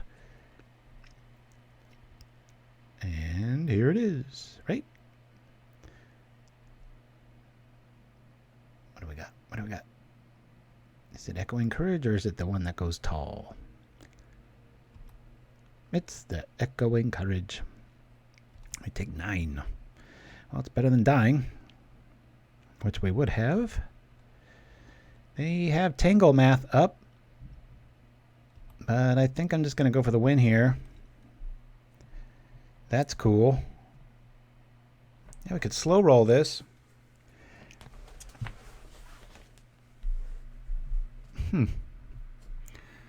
given Tingle, we can't really survive with that. Let's put this here. I'll just attack with 1 and then I'll shoot him.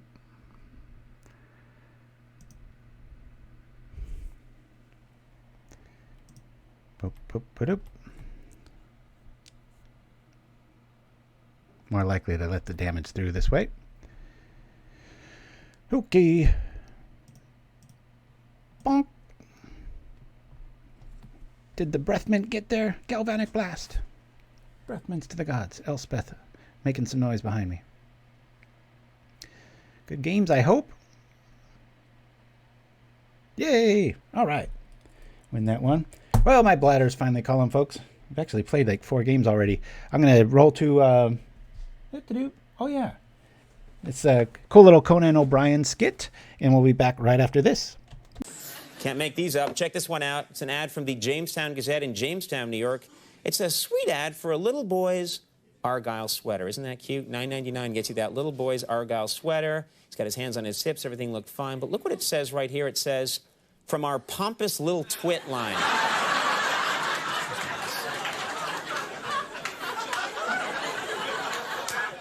Kid had it coming. Can't make them up. Why would you? Next, we have one from the Newburgh Post in Newburgh, Indiana. It's an ad for health insurance.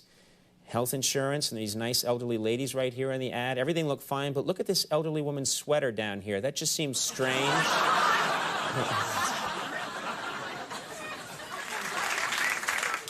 Oh, look at this. We all have seen these Guess ads over the years. They're always sexy and sultry. Here's one. It's a Guess ad in the Upper Darby Chronicle in Upper Darby, Pennsylvania. And it's for stylish new handbags from Guess. And everything looked fine. This woman's looking very intensely out to sea. But look what it says right next to her. It says, watch your 63-year-old millionaire husband struggle against the riptide in style.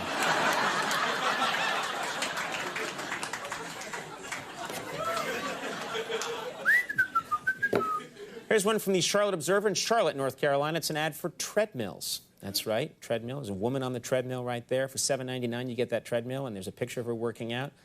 And, of course, it has different speeds. Look at the settings right here. This worried me. It says walk, jog, run. James Woods is behind you.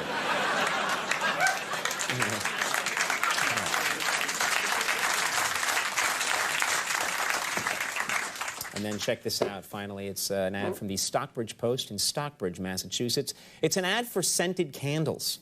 That's right, scented candles, all different kinds of... There's glistening snow right there, pumpkin pie. But look at this. This isn't right. Dead clown. It's the liquor of ages, the tonic of conquerors. Find your spark.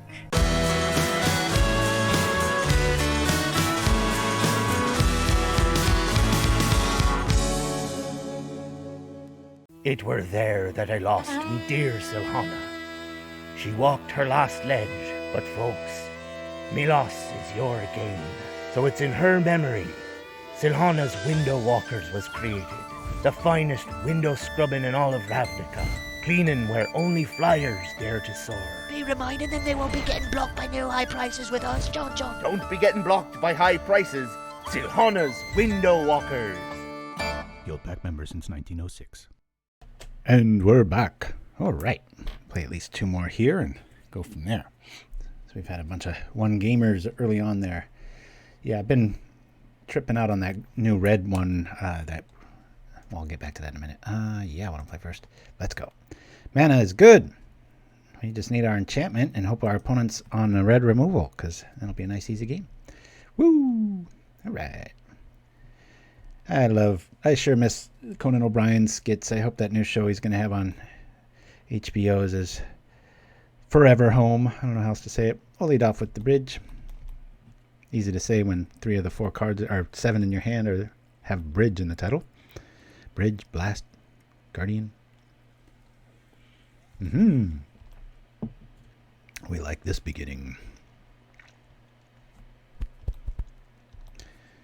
All right. Mana's right. Just in case. Yeah, I'll do that EOT. We might. Pretty sure this is burn. Not many other lists run cave. Chat got real quiet. Everybody still around? No, I had a hiccup at the very tail end of the show last week when we were burning the card. It actually split into 2 clips. I don't know what happened. That's exactly what I was thinking might show up. Still here. Okay, thank you for that. Pauper Akbar. Yes. Thank you for the clarity, my friends. But it was funny. Something on, Twitch's end or OBS or something chopped the show in 2. It was like perfect chop, too. There wasn't any delay in anything. It was very strange. I'll get a plane against the Nemesis here. I hope they don't concede right here, because sometimes people do. They think you're up against them. Go blue on this, and we'll lead off with the Galina's Knight. He's like, what?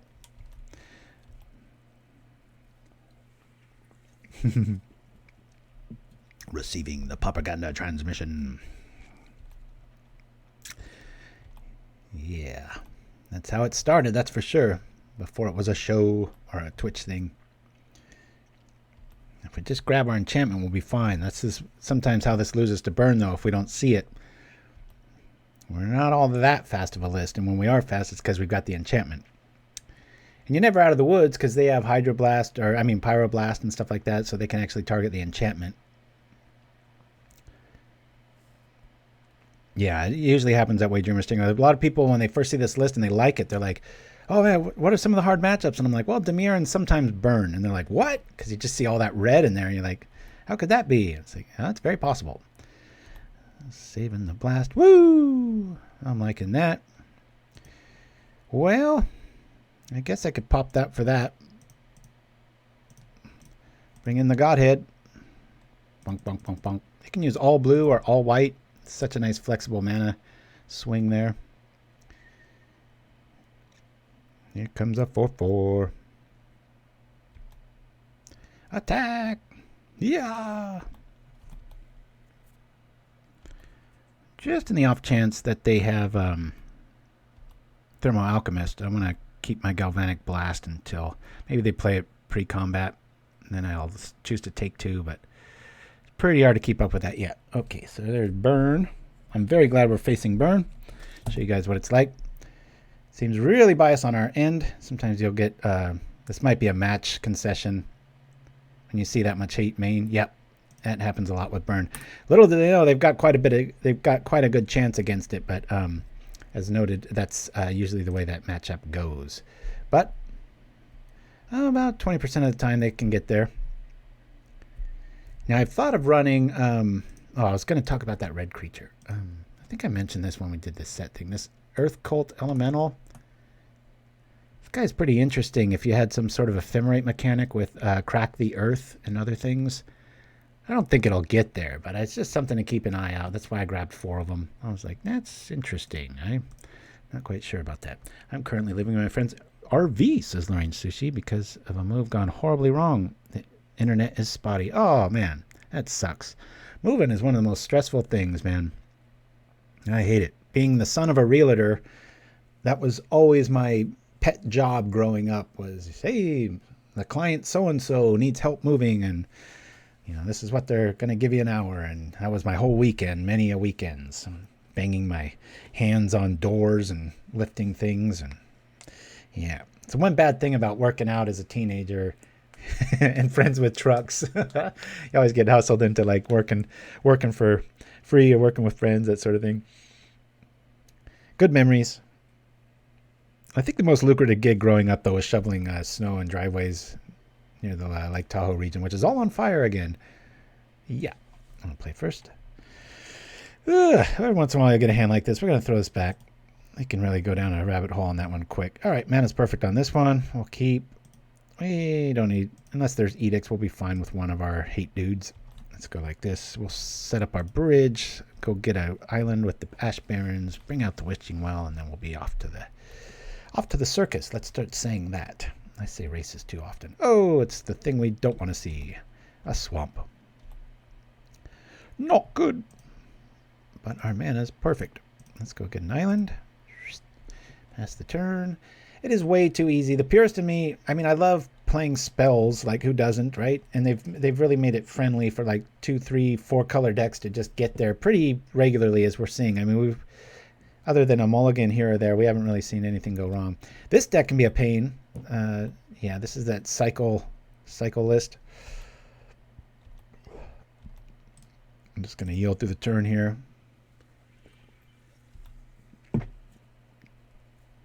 Now I do want to target that with our land destruction if we drew it. Let's go see if it's in our future. Is it in our future? Let's see. Our lands are good. We don't need more. Let's say bottom. Glad I didn't run into that. Play this. Oh, I already played a land. I'm a dummy. Okay, let's go with this and this. And make them scratch their head and go, huh?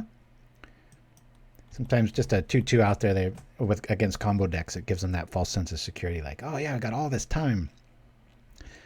Then overnight, they turn it off 4/4s and are gaining life and doing neat things. But Fiery Cannonade could be clutch. Sometimes they can bring out the stingers and pass the turn, or not go off, usually is the more accurate way, and then they're left with a stinger or two, and then they kind of are leaning on that for the next turn.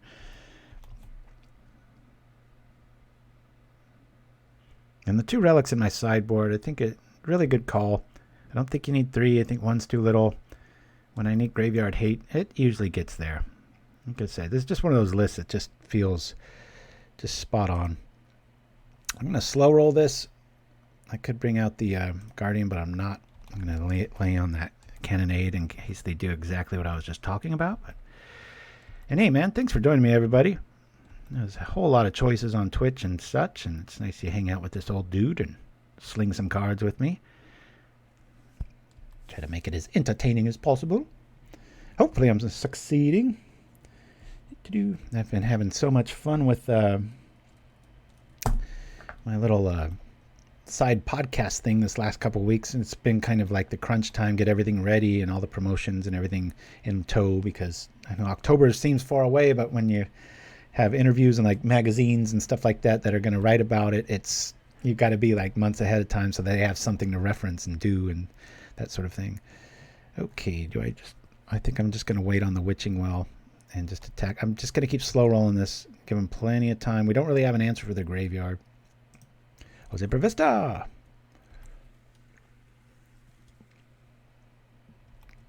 This way I can trap, I can snatch the well. I'm going to drop the Cannonade.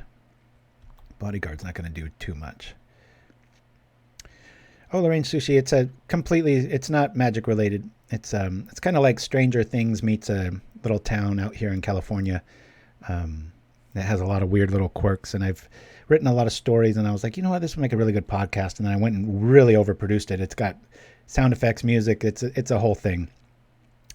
A lot of work. A very, very polished thing I'm very proud of, but it's called the Gundo Ghost, Gundoghhost.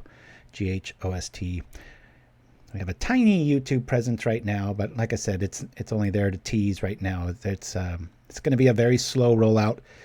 Every Saturday in October there'll be a new podcast that comes out at midnight of that Friday, so it'll be technically the first thing Saturday mornings, just to get in the spirit of the holidays. It's kind of like for older people, Twilight Zone; for younger ones, Stranger Things; and for really old ones, War of the Worlds.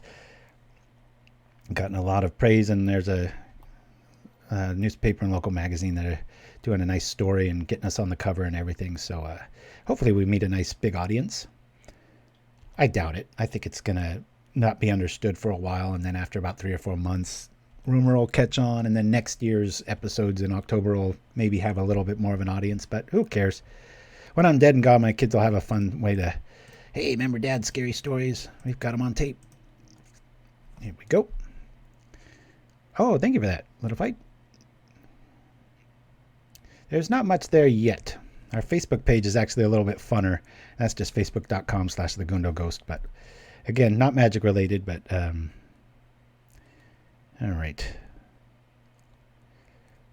I'm gonna just attack here. I've got 7. Our opponent's just going to explode. I want to keep that Galvanic Blast in tow and just keep him guessing.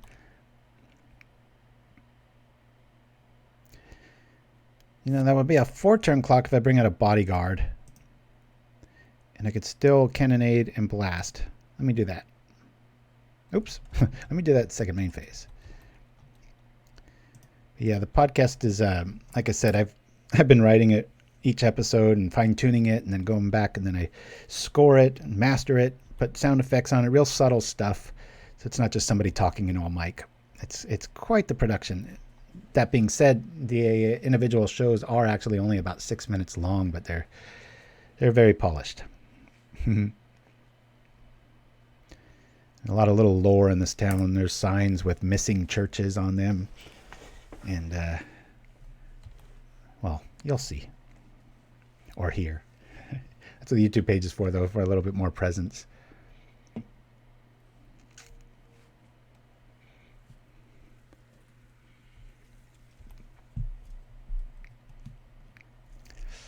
And I've got him on a, what does this say?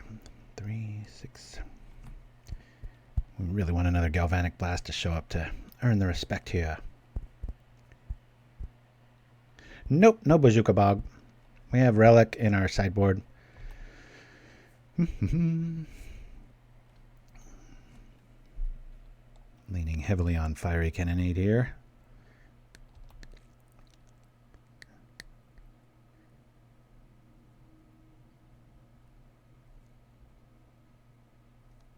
Thank you for that little fight. There's the deck list. Highly recommend it. Put myself behind this one. Outside of some rogue elements, it's pretty league friendly. The general theory, a lot of affinity pilots have picked up on it too, where they start adding journeys or cast downs as opposed to just leaning on Galvanic Blast and company all the time, you know. All right, what are we getting here? I got 3 cards in hand. Reaping the Grave's going to change all that.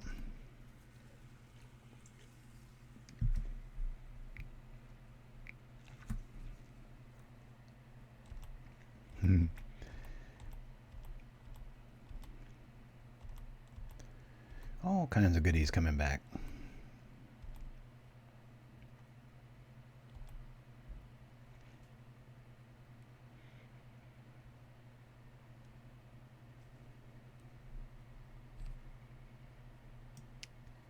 Well, I can't really do too much in response because he'll just do it in response. In other words, I drop Cannonade right now and he just puts all these triggers on the stack. Of course, that will kill it, but yeah, we're going to take a lot of damage here. Plus, he might drop another one, so I'll take the damage for now. He is taking some damage with the Street Wraith. The clock is getting closer. Okay, excuse me. Of course, if we had another Dranith, why wouldn't he have just played it? I don't know. I don't play these kind of decks very well. Yeah, so don't take my advice. Think you will revisit Death Deluxe? Oh, yeah. They keep printing new cards that suit it. Oh, the Pinger deck, yeah. There's just so much good targeted removal and hard ways to keep them alive. But yeah, that deck's never dead. I mean, I placed in the challenge a few times with it, and had some really good results. Okay. How low is he going to go? I'm going to keep our options open with Galvanic Blast here. But you could see if we had played that Fiery Cannonade as some sort of like, aha, this would all still be happening. I can only hope that he overextends either in doing the Street Wraith trick or other things. Or the Broken Lands.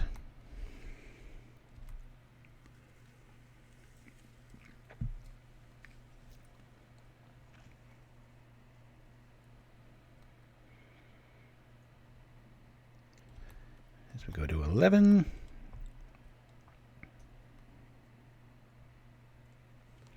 But yeah, like I said, if anybody out there is into the podcasting thing, the Isotope products, they're a bit pricey, but man, like I said, they're about as close to a fix-it button as you can get.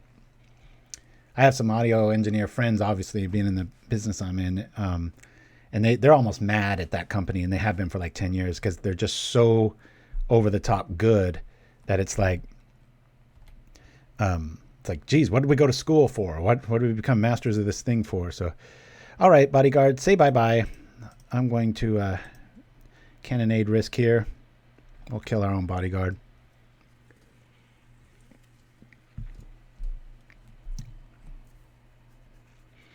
That's when you say that, Dreamer Stingo. If you want to see Death Deluxe, I'll try to remember that and maybe tinker with it. I'm not saying next week or the week after, but usually when people do something that simple and they just give a deck some love or a little history, I'm always a fan of partaking in the list. That is what you guys want, after all. I fill all requests. We're getting close to dead. Bye-bye, Bodyguard. Come on, Galvanic Blast. Ah, you jerks. Alrighty.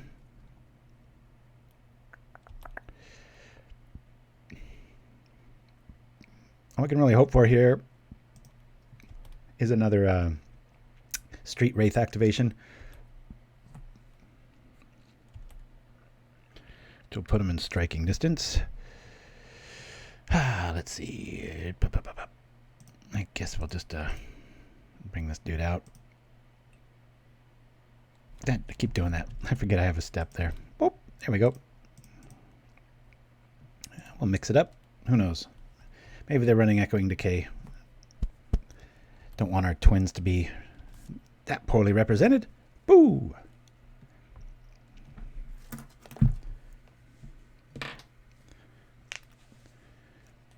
Do they have a way out? Just kind of rely on them hurting themselves. I think they do run. No, this list doesn't run Sign in Blood. Mono White Infect is your favorite? Yeah, that's pretty widespread. Ooh, nice play. I could, do the play where you get like, oh, look how close I am. I forget what we called that on Pavlovian. Not Pavlovian, but we're just going to say, okay, we're dead. I don't want them to know that we're playing with Galvanic Blast. It's pretty much a given, but make them feel a little safe in games 2 and 3, hopefully. Let's see. Cycle Storm. All right. Begin sideboarding. Hey, Propaganda. Is there any chance I can have my file for the face emote, please? I kind of want to use them in Torn. Sure, buddy. Send me an email, Shiraz, so that I finally have your email. Then I'll send them to you. Otherwise, I don't know how to get them to you. Haha. Moo. This is interesting. Prismatic will be good. I don't know if CLP Black will be good, but I wouldn't mind seeing it so that it takes away what just killed us. We've got 2 relics. We've got to lose 3 things. These shamans aren't going to do too much, but I'll leave 2 in there. They go really wide. Who knows if they got some sort of a alternate plan. These do get by their main blockers. I'll lose a bodyguard. Let's go. Boop.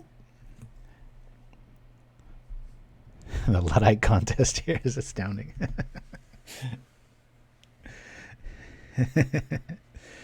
I don't really know how else I could get to the file, Shiraz.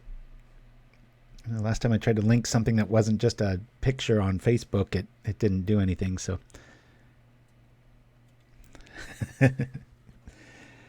yeah, I can come across that way sometimes, and then genius on other things if it has to do with editing or such. But what I wouldn't give for a computer with no updates. All right. Yep, I want to play first. Well, we've got a nice clock and way to stay alive. It's not really too relevant. We'll keep this in regards to that. And if we do get land destruction, I'm going to drop the bridge first, just because we did see some of those. Savant, yes.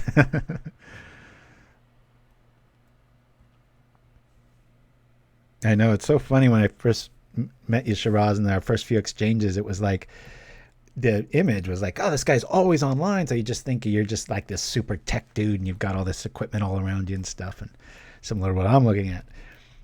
I remember getting a message from you once and you're like, you had like some flip phone or something. I was like, oh my God, what year is this? Good times. All right, we're going to put on the pressure fast and hopefully we can get there with our Steel of the Godhead.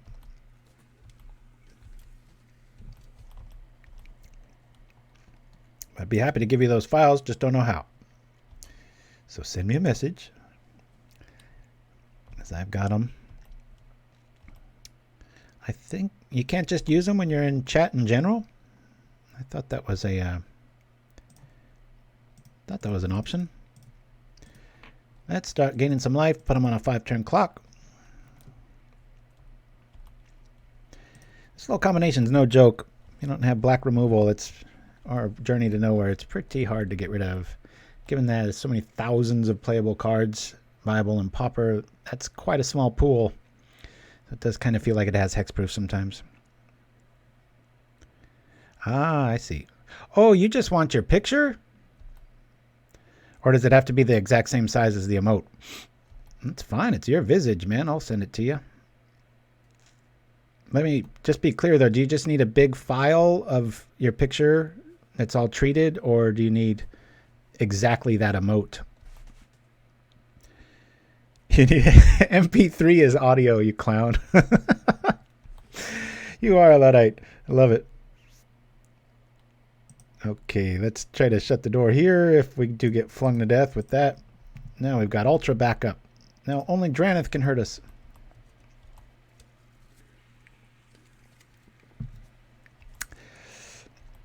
Well, just write me a very concise, clear thing of what you actually need, and I'll get on it. JPEG. Well, you read Pratchett. You can't be that bad. Just in the technology department, right? 5 pages double spaced. That's something I've always loved, is writing. I can just go for days. Whenever there was a test in college or high school that was explain your answer, I always did well on those. My gift of gab goes to my right hand, and I can write about as fast as I think on a keyboard too. That was one of the best classes I ever took in high school, was typing. Just the most real world applications. Never needed algebra, geometry, any of this other silliness. Anybody else have experiences like that? What are the odds that they aren't even running a mountain? Let's blow up their land. Just to do it. Pow. Anybody else out there in chat just think there's maybe a bygone class, especially out here in the States, you know? They used to have like metal shop and things that actually could maybe spark a career, and they've just done away with all this stuff. I'm going to double down that they don't have another one. Let's just do it again. Get. We got COP backup. Oh, he does have one. Darn it.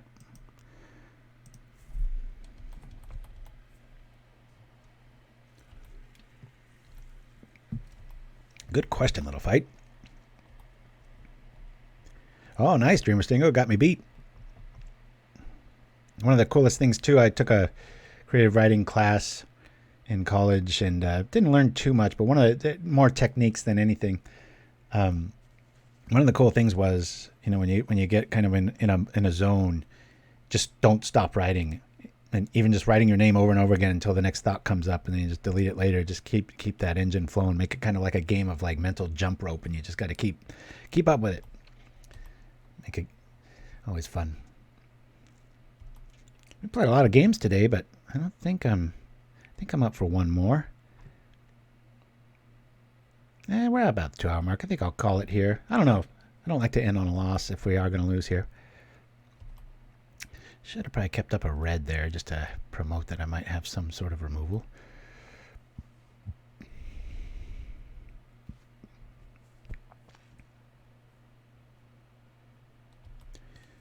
We're at 31 life. It's going to be a lot harder than it was the first game, but I think they're doing the Galvanic Blast math here and choosing to go now.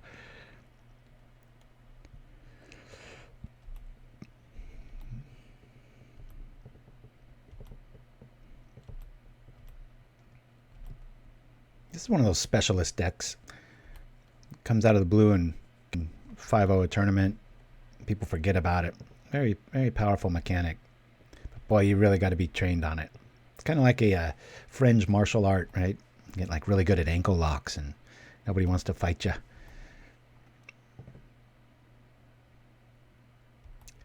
That's a whole lot of mana.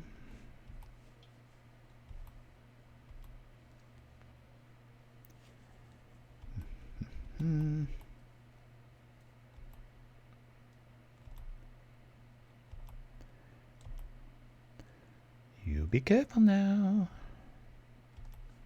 I'm going to feel like a dummy. I didn't read that spell. I hope it says damage and not loss of life, that one that killed us last game. I didn't even zoom in on it. I know I've seen it before. What was that? Haunting Misery? Does anybody remember? I believe it says damage. Be crazy powerful if it said loses life. I love that stipulation, little lawyer clause of the black mages. It is damage. Thank you, Dreamer Stingo. You're making me feel a little bit more sheltered. Do they have it? They usually do. Would have been nice if a circular... I mean, no, even Prismatic Strands, they just do it in response. That's why this deck's so hard to get around. If you have an instant response, it's like, oh, their whole deck runs off of instants. Just cycle into more answers. Can leave things on the stack for days at a time. Pow! 16 mana.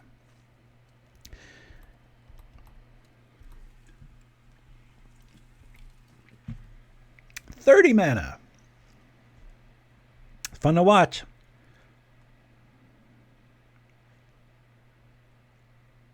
Duress. Okay. Not much.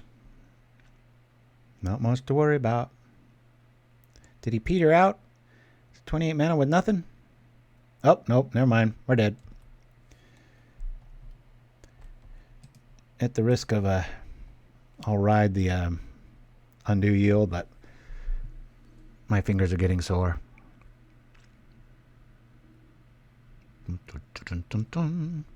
Sure, a pretty deck to see go.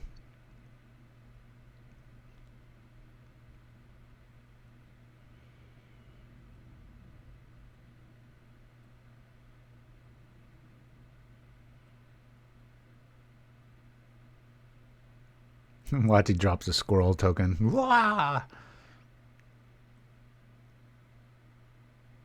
Be funny if we're left at like 1 life.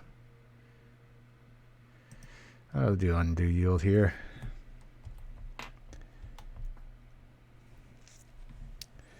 My son Sapphire's been playing quite a bit of Tortured Existence. He's got a new build of that he's getting pretty excited about, but his computer always fights him. It always like hiccups and overheats, or we've got a pretty new one on it too, but it just doesn't like Moto. We can play one of my older PCs and like really old, and it does fine, and it's not the nicest interface. Get used to the new stuff. This portends well for us. Out of gas that can hurt us. Ooh, don't like double stinger. That might seal the deal. Gideon Sacrifice. I love that card. I just haven't been able to find a list where it makes a lot more sense to get there. Nice way to pull that out. Look how flexible this list is when it needs to be, boy. He starts gaining life, just in case he is going to draw dead or not be able to get me there. Of course, yeah, he's gonna get us. I mean, we could top deck a Krark or a Cannonade here, but I don't think we're going to live that long. 8 cards in hand, and I'm pretty sure most of them are creatures that cycle. Beautifully played. No qualms losing, just are getting beaten. I hate losing, which is when, like a couple weeks ago, when I didn't see the Bodyguard move, and it's one of my favorite cards ever. I usually play that card 100% perfectly in my sleep, but of course when I'm on the stream I don't.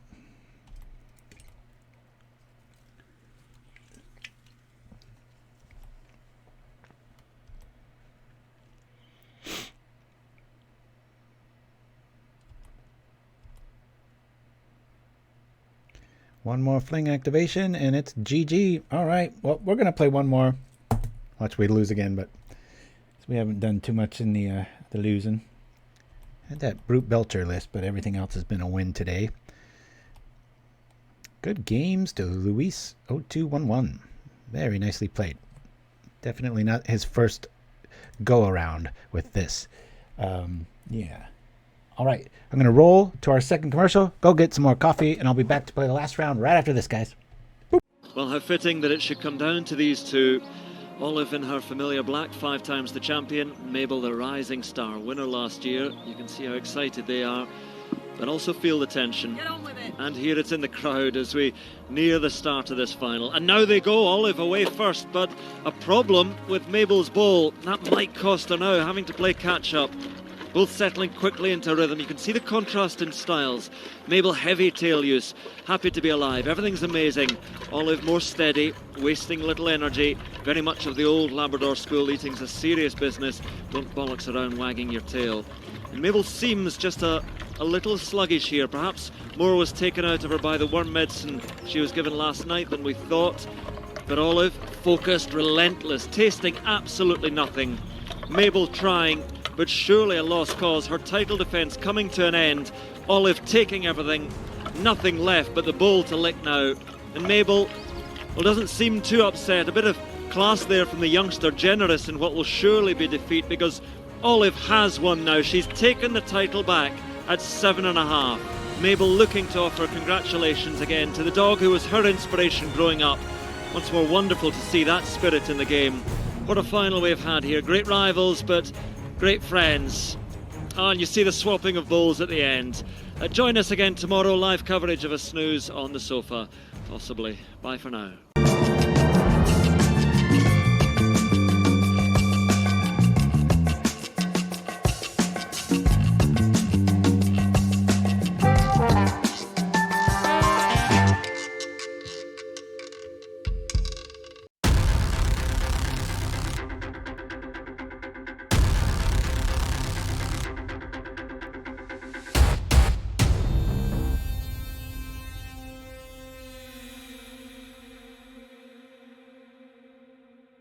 And we're back for the last round. Hey, Matsuka Kurama, thank you for joining us. Hello, back at you. So this is my baby. I call it KRARKED 2.0 because we've made some improvements to it. And the whole gist of it is we got 4 of these main and a whole lot of fuel for it. And all of our stuff usually lives and we gain a whole lot of life. And we've got this for backup, this for fixing, and a little bit of LD mixed in. Draw, protection. Good times, and a little bit of blasting going on too. We got a Circle of Protection package. Well, I shouldn't say package. It's only the 3 of those. We got 2 Acolytes, which I think maybe this should be Benevolent Blessing. I'm not sure, because sometimes they're able to do the -1 thing and not damage, and then it gets around the Obsidian Acolyte. 2 Prismatic Strands, 1 Guardian, 3 Dispels, 2 Shenanigans for all those affinity matchups out there, and then 2 Relics, which didn't show up last time. Maybe I need 3. 2's fine. I just got outplayed. Got a lot of good practice with that list and very well done victory there. The big change I made from the last time was adding a Guardian main. I think we got rid of a life staff. It just wasn't too necessary. We do kill a lot of things going on, but yeah. Off we go. Hopefully to a victory, but this will be it, folks, until next week, which we will be playing for charity next week. Same time, same place, nothing you need to do. Just good times. Well, with this hand, I think we lead with a seat and cycle the Ash Barrens to get an early lead. We'll keep this, depending on what we see. If we see a swamp, I'm going to nix that plan. Okay, we see that plan is still in the works. What is this? Because it's usually, if they're playing red, if they're playing red, they're usually leaning on Galvanic Blast, Lightning Bolt, that sort of thing to get rid of stuff. Thank you for the list link there, if anybody's curious. Ooh, we see an Edict. This is some sort of Rakdos build. Nix that. I'm going to lead off with the Bluff. Yeah, we'll slow roll this a little bit more. There's an Edict about. I'm going to need another creature out. Oh, this is some Jund ramp. Okay. Well, they haven't hit it yet. You know what? Let me lead into this now. Boop. See him deal. The lightning bolt in the yard is curious. Usually means maybe they got 2 more bits of removal. I'm worried about that Edict, though. I don't want to load up Weststeel of the Godhead till I've got 2 or 3 out. That can always subject to change depending if they never hit their swamp, but they're probably playing Cleansing Wildfire too. Oh, what's this? Oh, this is probably that 3/3 wolf dude. So they don't have Wildfire, and they didn't hit their land drop. That's very good news. Change of plans again. We are going to go all in. I feel like a fool. We always have another one backed up here, but I'm going to go in here. They missed their land drop. They are playing black-based removal, so it's a bit of a tightrope walk here. We'll bridge next turn, leaving open white in case we drop a bodyguard. Yeah. Don't drop a swamp. Don't drop a swamp. 4-turn clock. Now we could make it a 6/6 with the other Godhead, but I think that would be quite folly given the... uh-oh, there's black. We get a 1-turn window. It's a 16-point life swing. That's not too bad.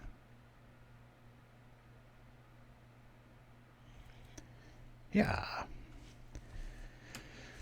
But yeah, if you want something new to play, either this or it's competitive, I think you could even if you tweak Spell Slam's list, as he's even mentioned, with pieces of the puzzle, it plays damn well. Yeah, we're more likely to with the Cleansing Wildfire draw here. Just need a creature. So I'm pretty sure Anedic's headed our way. Okay.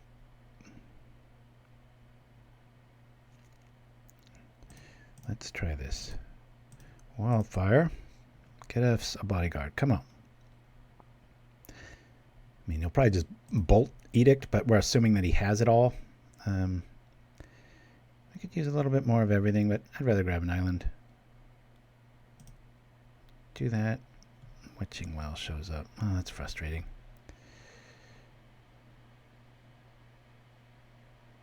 Let me cycle this for island. Play it. Drop the well and see if we can stay. That'll be pretty relevant. We'll say bottom top. And attack. That's true, Dreamer Stingo. I'm playing like kind of devil's advocate, or just that he tripped a Edict and a Bolt is pretty intimidating. It's like those are damn good cards to throw in your yard. Just, who knows what he's got? That's what I'm thinking too. Yeah, if he likely if he's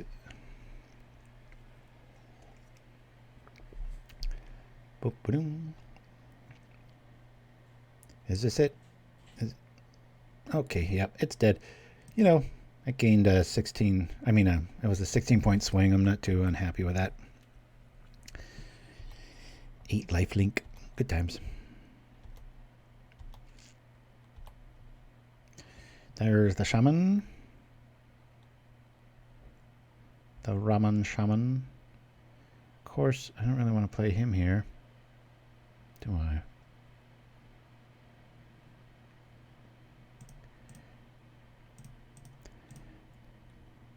We don't really have many more lands to get out. There's only 1 or 2 more. Grab the mountain. Now we're pretty safe from other stuff. Oh, I just got to sit here and take it. All right. Acting like we got a counter spell or some sort of technology. We do not. Good. Keep overextending. And I'll get my little wrath effect out. Be nice if I had a creature behind it, though.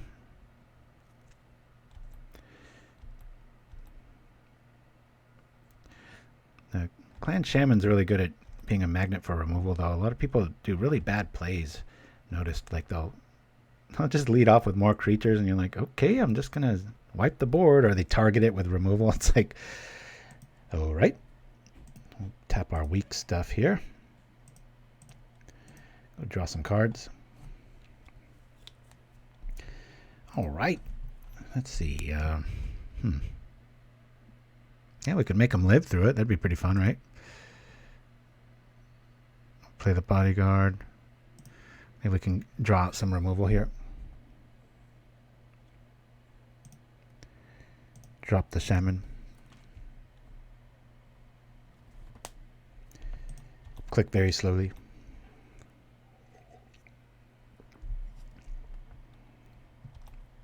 Really would like to see a bolt to the Shaman. They make him pro red and then sacrifice 3 artifacts and he's still around to maybe mop up an edict. Yeah, thank you for that, Nim Chimpskey. I'm sure Spell Slam appreciates that too.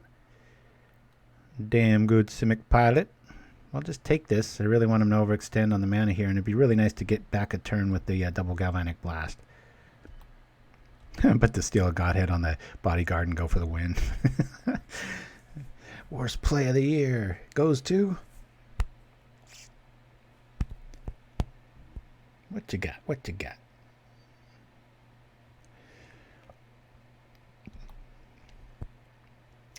Faithless Looting making a comeback. When they flooded a little bit here, or keeping up all kinds of hateful goodness. Yeah, Spell Slam 2, if you go to a video that we did with him, he also has a little manual. it's always updated about, you know, his thoughts on it. So I haven't really even looked into that and seen what the dealio is there. Wow, could the bodyguard get there? That's 3. Oh, he'd be at 1 life. Very interesting. So I can keep our dudes alive and just, you know, that 6/3 haste dude ain't going to be anywhere to be seen. We have, yeah, we got it. Boop. Depending on how we draw here, we'll be all right. That helps out a lot. Bring out some more. 2, 3, 4. Bring this out. Bring this out.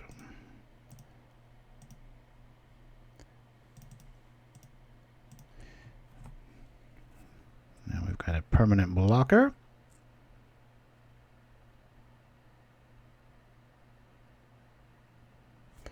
Might as well attack. Get him down to 6. Who knows? Maybe he's got a sign in blood and we'll surprise him. Here we go. Bit of a longer show today, but hey, I'm only here once a week, so.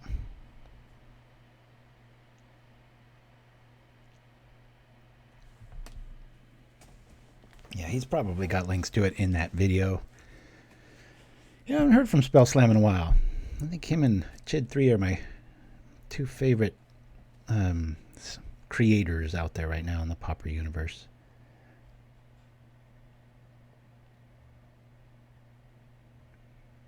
What you got, Copper? We got a close game, folks. Does he waste removal on the Shaman, which will trip and do all kinds of nastiness?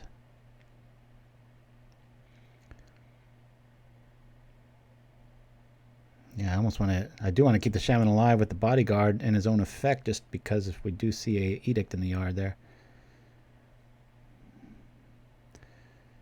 Oh, that's curious. See, this is the scenario. If they don't have removal or they don't want to use it, they're kind of stuck on overextending their hand and getting more 2 for 1. And I don't, especially with the mana we're representing right now, it's like, well, I can do it. I'm just going to do it. I'm going to trip everything and smash, right? At instant speed, similar to last game. Zap. I mean, Guardian just gets there.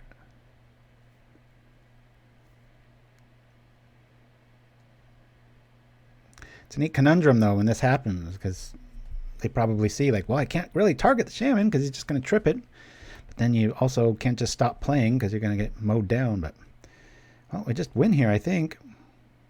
You don't even have to trip the Shaman.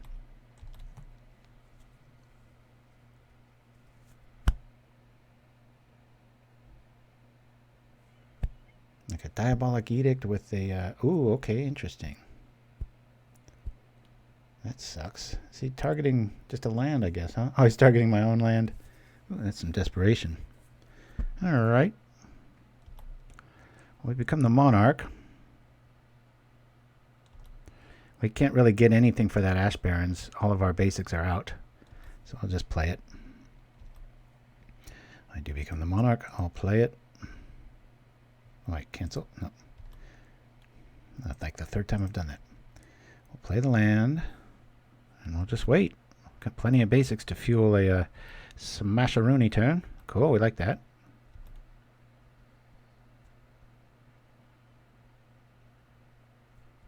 Funny, no creatures in the yard.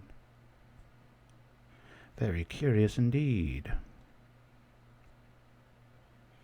Good luck, sucker! He's probably sitting on a few of those 6/3 dudes, I would assume. Is this another pulse? That's going to get out of hand. Alright. Well, we can't keep Shaman alive. It looks like 2/4. We're out of Edict range, the flashback anyway, but... So, they're still using a card. Let's trip them. We'll sack this, this, and this.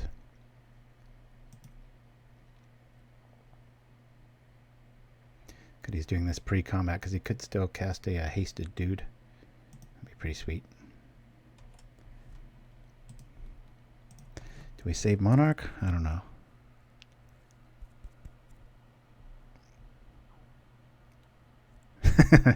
I'm yelling at my screen. Meltes! Is this another... Oh, no. Okay. He's just getting drawn here. All right. Well, we got a nice Guardian play outside of a double Chainer. I think we'll be all right. Let's see. Chainer's right here. Then we'll be kind of screwed.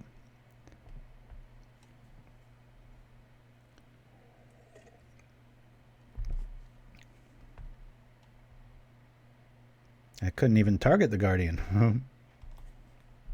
He's protected from himself.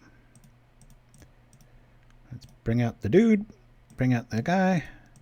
More Edict Bait and attack. These Marasas are a pain. A pain, I tell ya. We are the Monarch.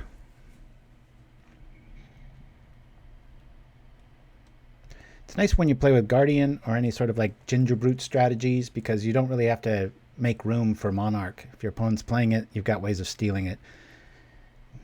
It should be Guardian of the Monarch. It's pretty rare, except maybe against Affinity and a bunch of artifact men that you can't just get in there. But I'm having so much fun playing today. I'm glad I went with this list. I was hesitant because I was like, I just kind of showed that a few weeks ago, but I'm starting as I get older and hopefully wiser, leaning on I guess more selfishness because it's a better show if I'm really into the deck. Sometimes I feel like it's time to show this thing, but my heart's not really in it, and that's usually when I have those uber punt games. As that is the way. Madcap is maddening looking. I love it. Yeah, it's kind of a Corona theme, our opponent's avatar there. It's like incorrectly wearing a mask. I always like that when you go in the store and people are just pulling the whole hood down. Okay, down comes the pack mate. That's fine. It has haste, but it doesn't have trample.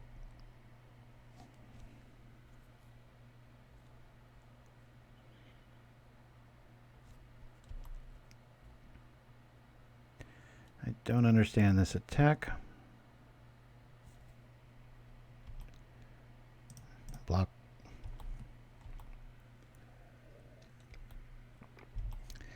When you got the mana for it, one of the best creatures in Pauper. Boink. Especially when it has the word lifelink on it. And its stats get a little bit bigger. Okay, this kind of sucks. But we've got some sacrificial lambs we can throw out there. Yeah. Shall we do it?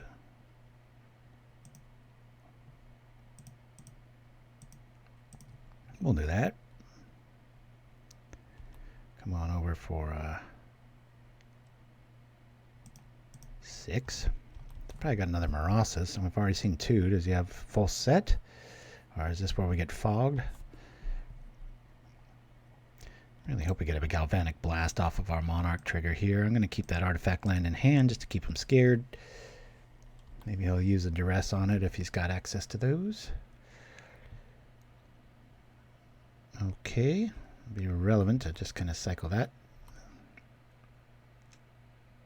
Cool. He's going to get Monarch back, so I won't block. Our life total's nice and healthy. 4, 5, 6, 7. Oh, okay. Here we go. I actually prefer this over, what's he going to reveal? Wildfire, no problem. It does draw him another card, though. Where'd my chat go? After last week's little weird hiccup at the very end of the show, I'm a little paranoid now. Like, did the feed drop? Cleansing Wildfire, such a good card. It wasn't made so until the advent of the artifact lands. Thank you, Nim. Appreciate it. Don't mean to sound needy. I just, woo! All right. So let's see what was in our future. Bonk. Not much. Deck's kind of hating on us with the overland draws there. Alrighty. Well, these are really good. I don't think I'm that afraid of Marasa to bring in a relic plan here. A lot of big red stuff coming our way, though. Acolyte's going to be useless because of the -1/1 that we saw there. So what don't we like here? Cannonade's a little underwhelming in this matchup. So we've got one spot to fill. I mean, honestly, we'll probably just put in a Prismatic just for backup plan. A little Bodyguard showing up, doing some tricks. Who knows? So there were more ways to give Guardian lifelink. Yeah, I guess Devorzhov is all right. That's such a beautiful card. I'd love to have that artwork behind me. I love any stained glass stuff. When the pandemic started, I almost got into that hobby, but I'm just too cheap. I was like, it costs what? It was quite a setup fee. And, you know, as most people, I work with my hands so much, meaning like on the computer, if I cut myself or something, it wouldn't be too good. All right. We have a lot of hate. I'll keep this. Not the best hand, not the worst. We'll see. Put W down, Jund. And hopefully we just win here. Okay. Let's lead off.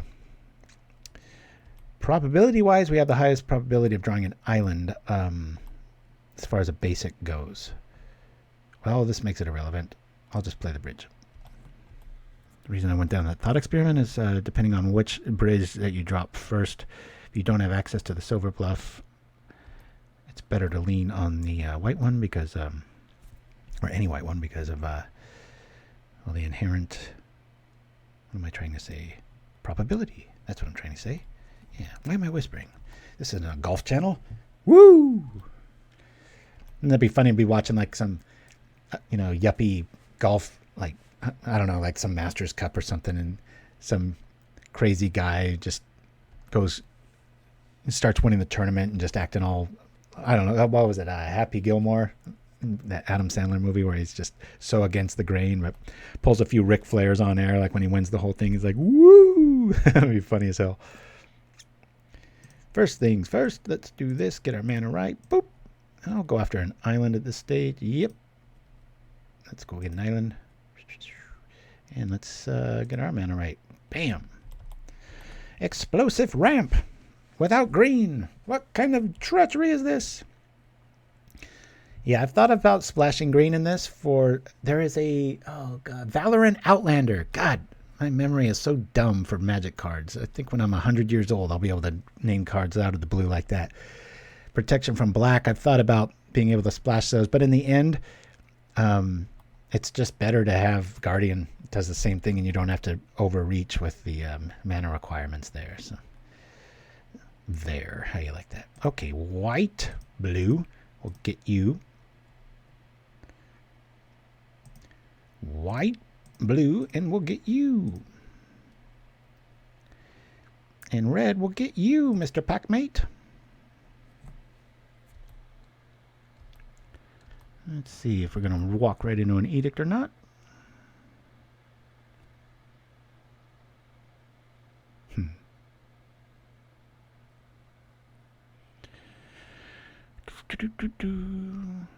Scourge of the Noblest. Yeah, that whole cycle of cards is pretty cool, but I do think Godhead, the Shield of the Oversoul is another good one. I used to put Shield of the Oversoul on Wild Mongrel, discard a card to make it fly, and then after blockers, then discard a card in response to any sort of stuff to make it indestructible. Just keep changing colors. It was a lot of fun. Just to keep tempo here, I will blast this. Bonk.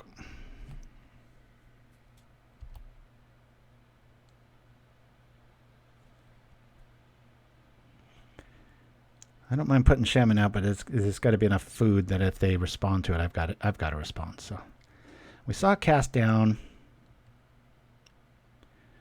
I really want a Bodyguard to show up. That's cool. I guess I'll risk one of these.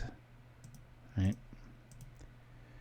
And we'll put it on our dude just in case we want to sacrifice an artifact. Again, I know I've said this probably 10 times between this show and the last one. Always favor Galina's Knight, even though the artwork sucks. This is an artifact. There's more ways of dealing with it, and sometimes you can sacrifice your own guy, even though it's protected from red. You can still sacrifice it to Krark-Clan Shaman for that last little bit of extra damage if you need it.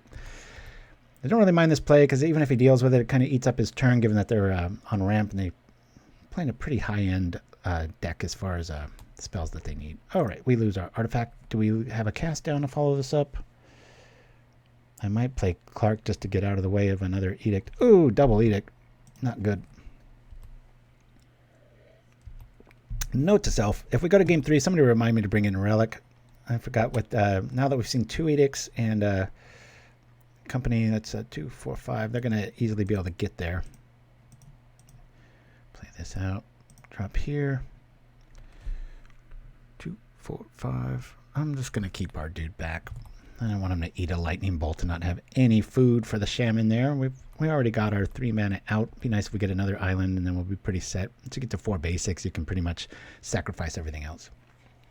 But you know, a 10-point life difference. Got a little wiggle room here as he sets up more. I think we're pretty close to that.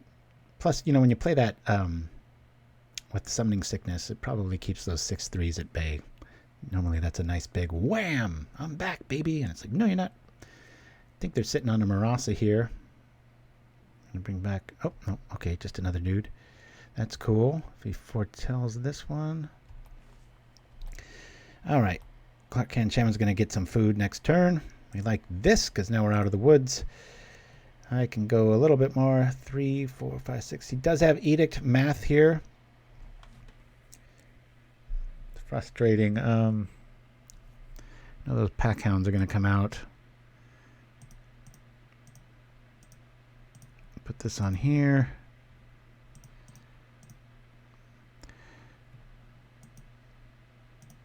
And he could also have cast down. So he's going to take a whole turn. He's going to eat our knight. And we can play shaman after that. Maybe. I'm not sure. We'll see how this goes.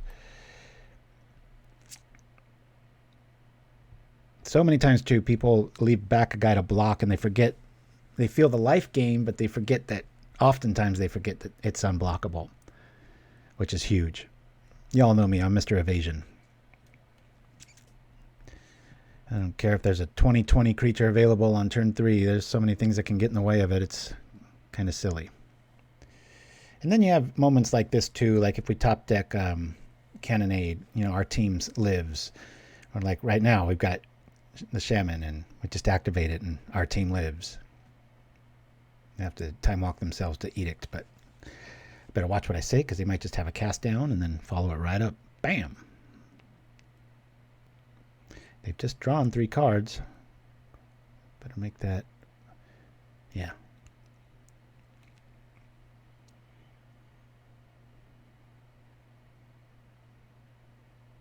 Just careful not to trip the shaman until you have to. And don't put it out there until you can at least... It's tough to say a 2-for-1. I just mean with the creature. I mean, when you count in the lands, you're coming out a little behind except for tempo and staying alive, which is just really saying something. But this deck only really needs 4 lands. And once you get there, you get there. It's good times.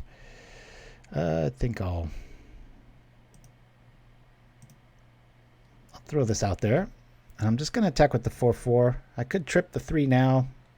I want him to have to use removal on it.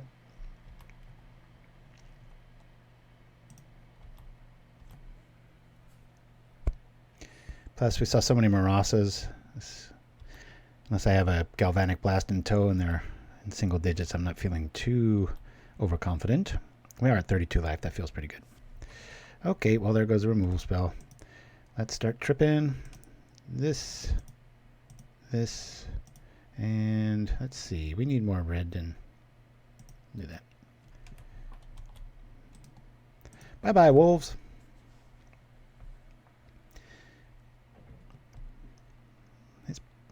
So now if he's got that 6/3, it's still not that good. Even the commander with trample.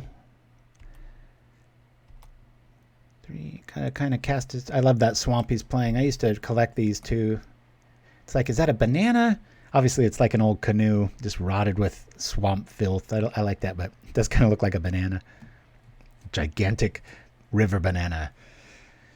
When the Golgari sewers let out all the chemicals from the Simic scientists, there's some rotted banana and it turns into a rotting tint.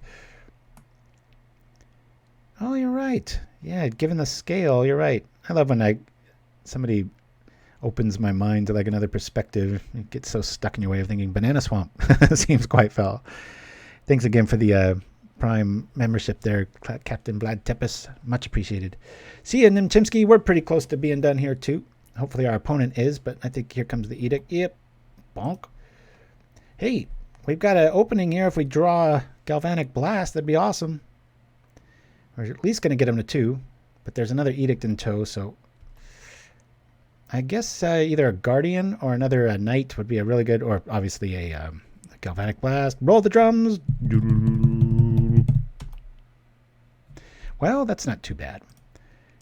We can do this and hopefully... Oh, boy, you see how I almost punted there? Did you guys see that? That was a terrible play. We'll do this to this. Got to keep our red open. Yes.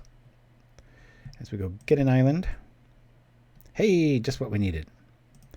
I'll say blue-white. Get out of range of edicts.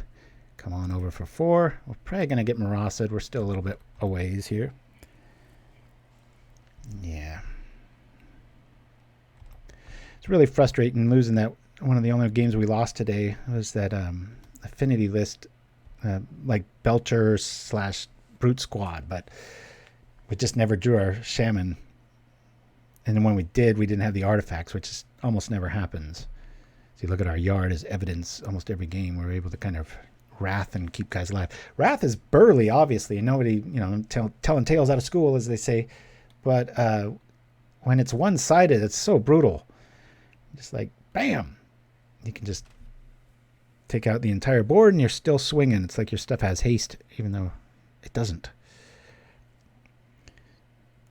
All right.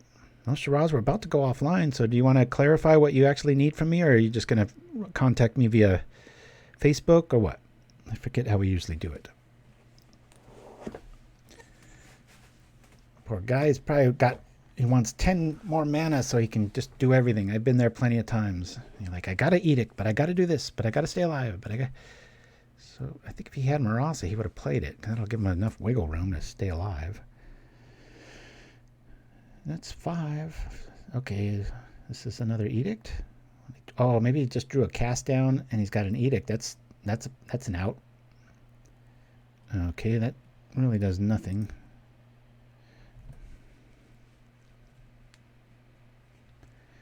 I guess you can hope for a top deck Cascade. Okay. If he has another one, that'd be pretty neat. I'd be desperate too with protection from your deck, pretty much. I like seeing red getting tapped. Oh, does he have another one? He does. Look at that. He's going to hit us. But he's dead. This is the pouting play. That's what it is. When you've lost the game, but you still go through with, the moves and stuff. So we'll just swing on over here.